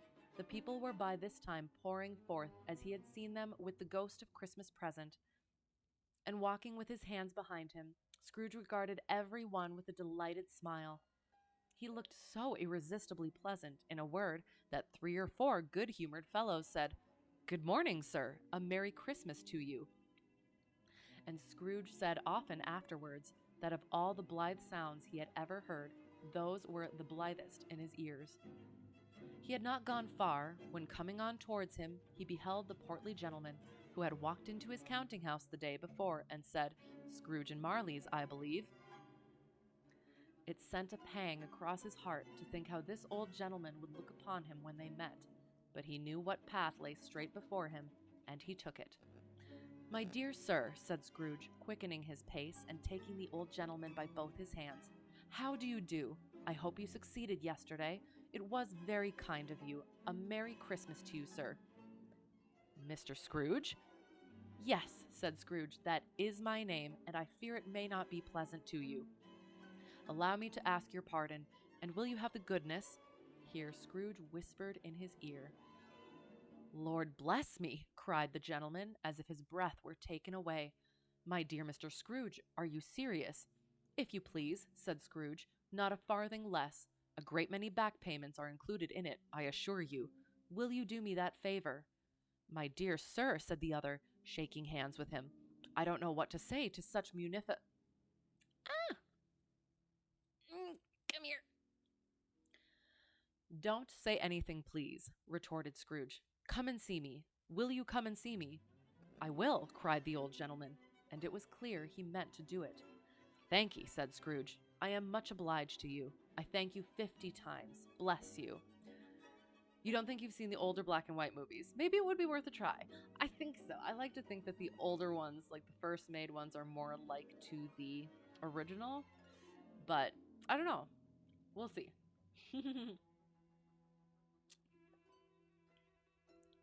He went to church, and walked about the streets, and watched the people hurrying to and fro, and patted children on the head, and questioned beggars, and looked down into the kitchens of houses, and up to the windows, and found that everything could yield him pleasure.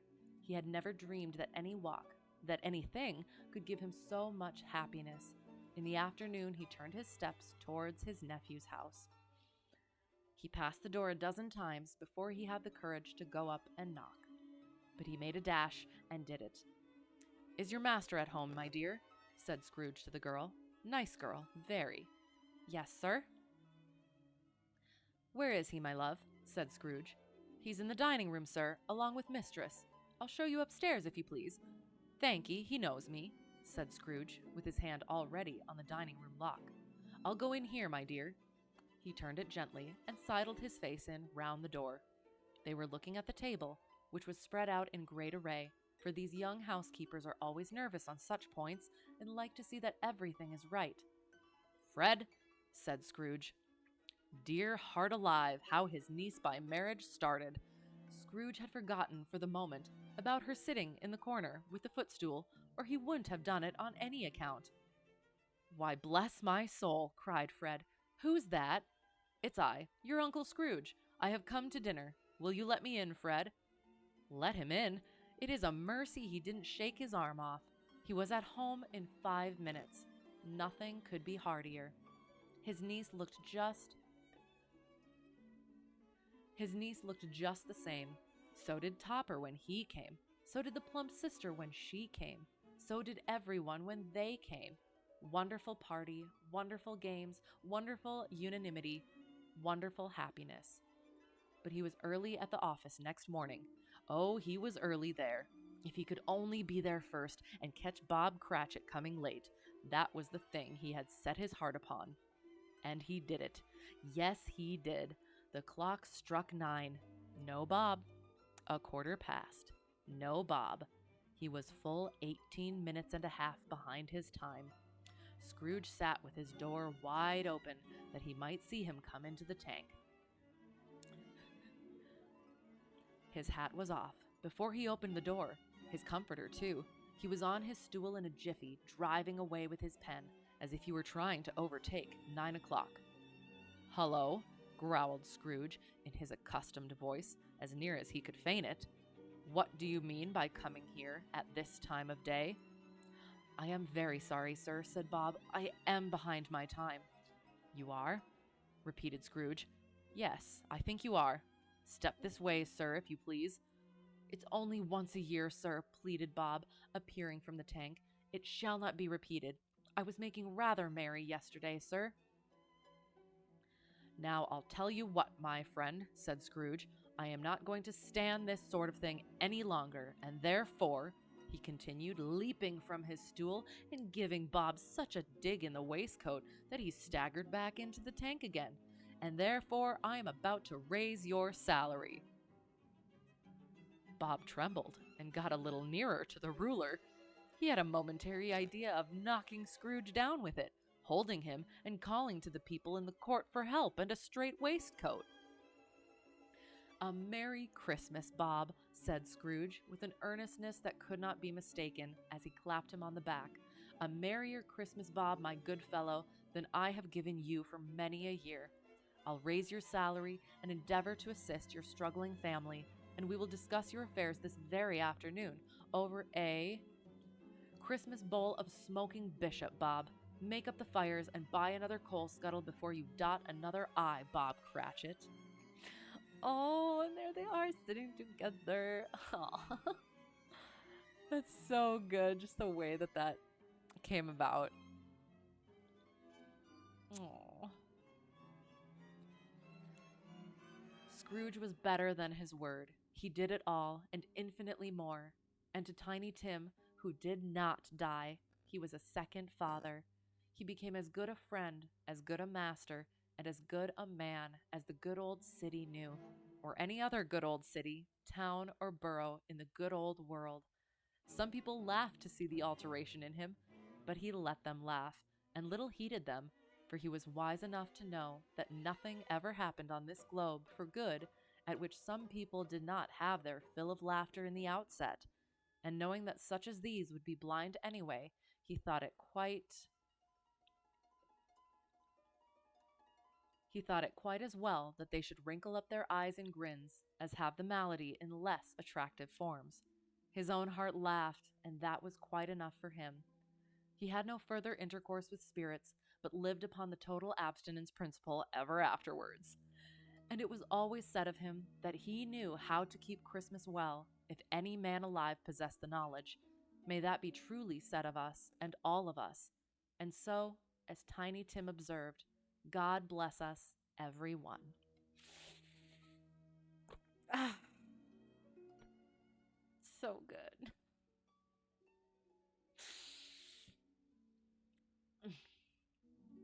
And again, it does. There's so much in there of the horror and the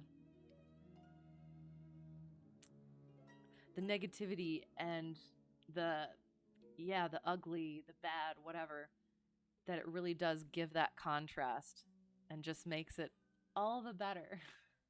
And it is so well done. And so having read the apparent inspiration for this, Old Christmas by Washington Irving, last week, it had that throughout almost the whole thing. It was that joviality and just festiveness. It was bright, it was joyous, and then right at the end, it just kind of jarringly went into the melancholy of, but all this is gone, going away and gone.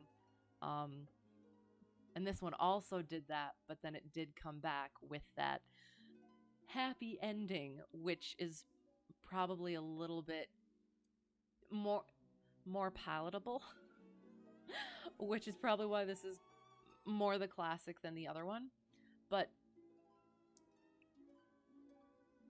and I feel like that was kind of the point of the old Christmas, though, is that that's what the season is supposed to be about. So getting it back into things can change. It's just a matter of what you do about it. So this, oh my gosh. Okay. So sorry. So that's what the last story felt like. Was it showed how things were and have been, and then jarringly went to, and it's not like that anymore. But it sort of had this sort of needling thing that made it seem like, okay, what are you going to do about it? And this is an answer to it, I guess. Things can change, and people can change. So, yeah. It's so exciting when things come together like that. And I could be absolutely wrong, but I don't care, because that's what literature is for. So yeah, and it's always beautiful. I didn't cry this time, almost did. But yeah, it's so good. The writing's so good, and I really love the little. And that is the thing too. Like it seems like a lot of old literature or whatever is very dry, and it's not fun to read or listen to or whatever. But it's only dry if you read it that way. There is a lot of little sarcasm and nuggets of whimsy in there, that making sure you get that tone into it, it really does brighten up the story. So, yeah. The descriptions are so good. Illustrations are so good. And it's just beautiful. I love it. And yes, it is in the public domain. Oh, and that is the end. So we're all good. No copyright issues there. So, yeah. So,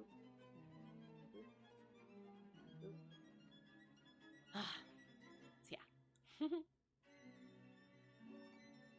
And that definitely put me into the Christmas mood, as always. It's one of my favorite things to do for Christmas. So yeah, I'll see if I can quickly get back to the cover page. New. Boop. There. And then boop, oops, boop, and boop, and boop. And then, since it is the last, we shall put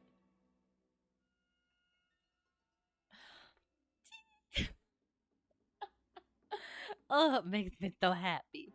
Thank you for doing this. Thank you. I do like this.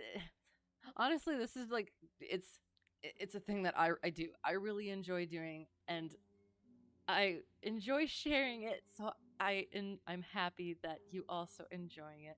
That you also enjoyed it. So yeah, and yeah, and I appreciate you being here. So yes, hope you have a wonderful holiday as well. And I'm so it's even later than I thought. I am so sorry about how late this was. But yes, I'm going to take next week off. I will be back with flying the first Tuesday of January. So have a wonderful holiday as well, Christmas and New Year's. Um, so, and yeah, have generally a wonderful week next week. Look forward to the new year.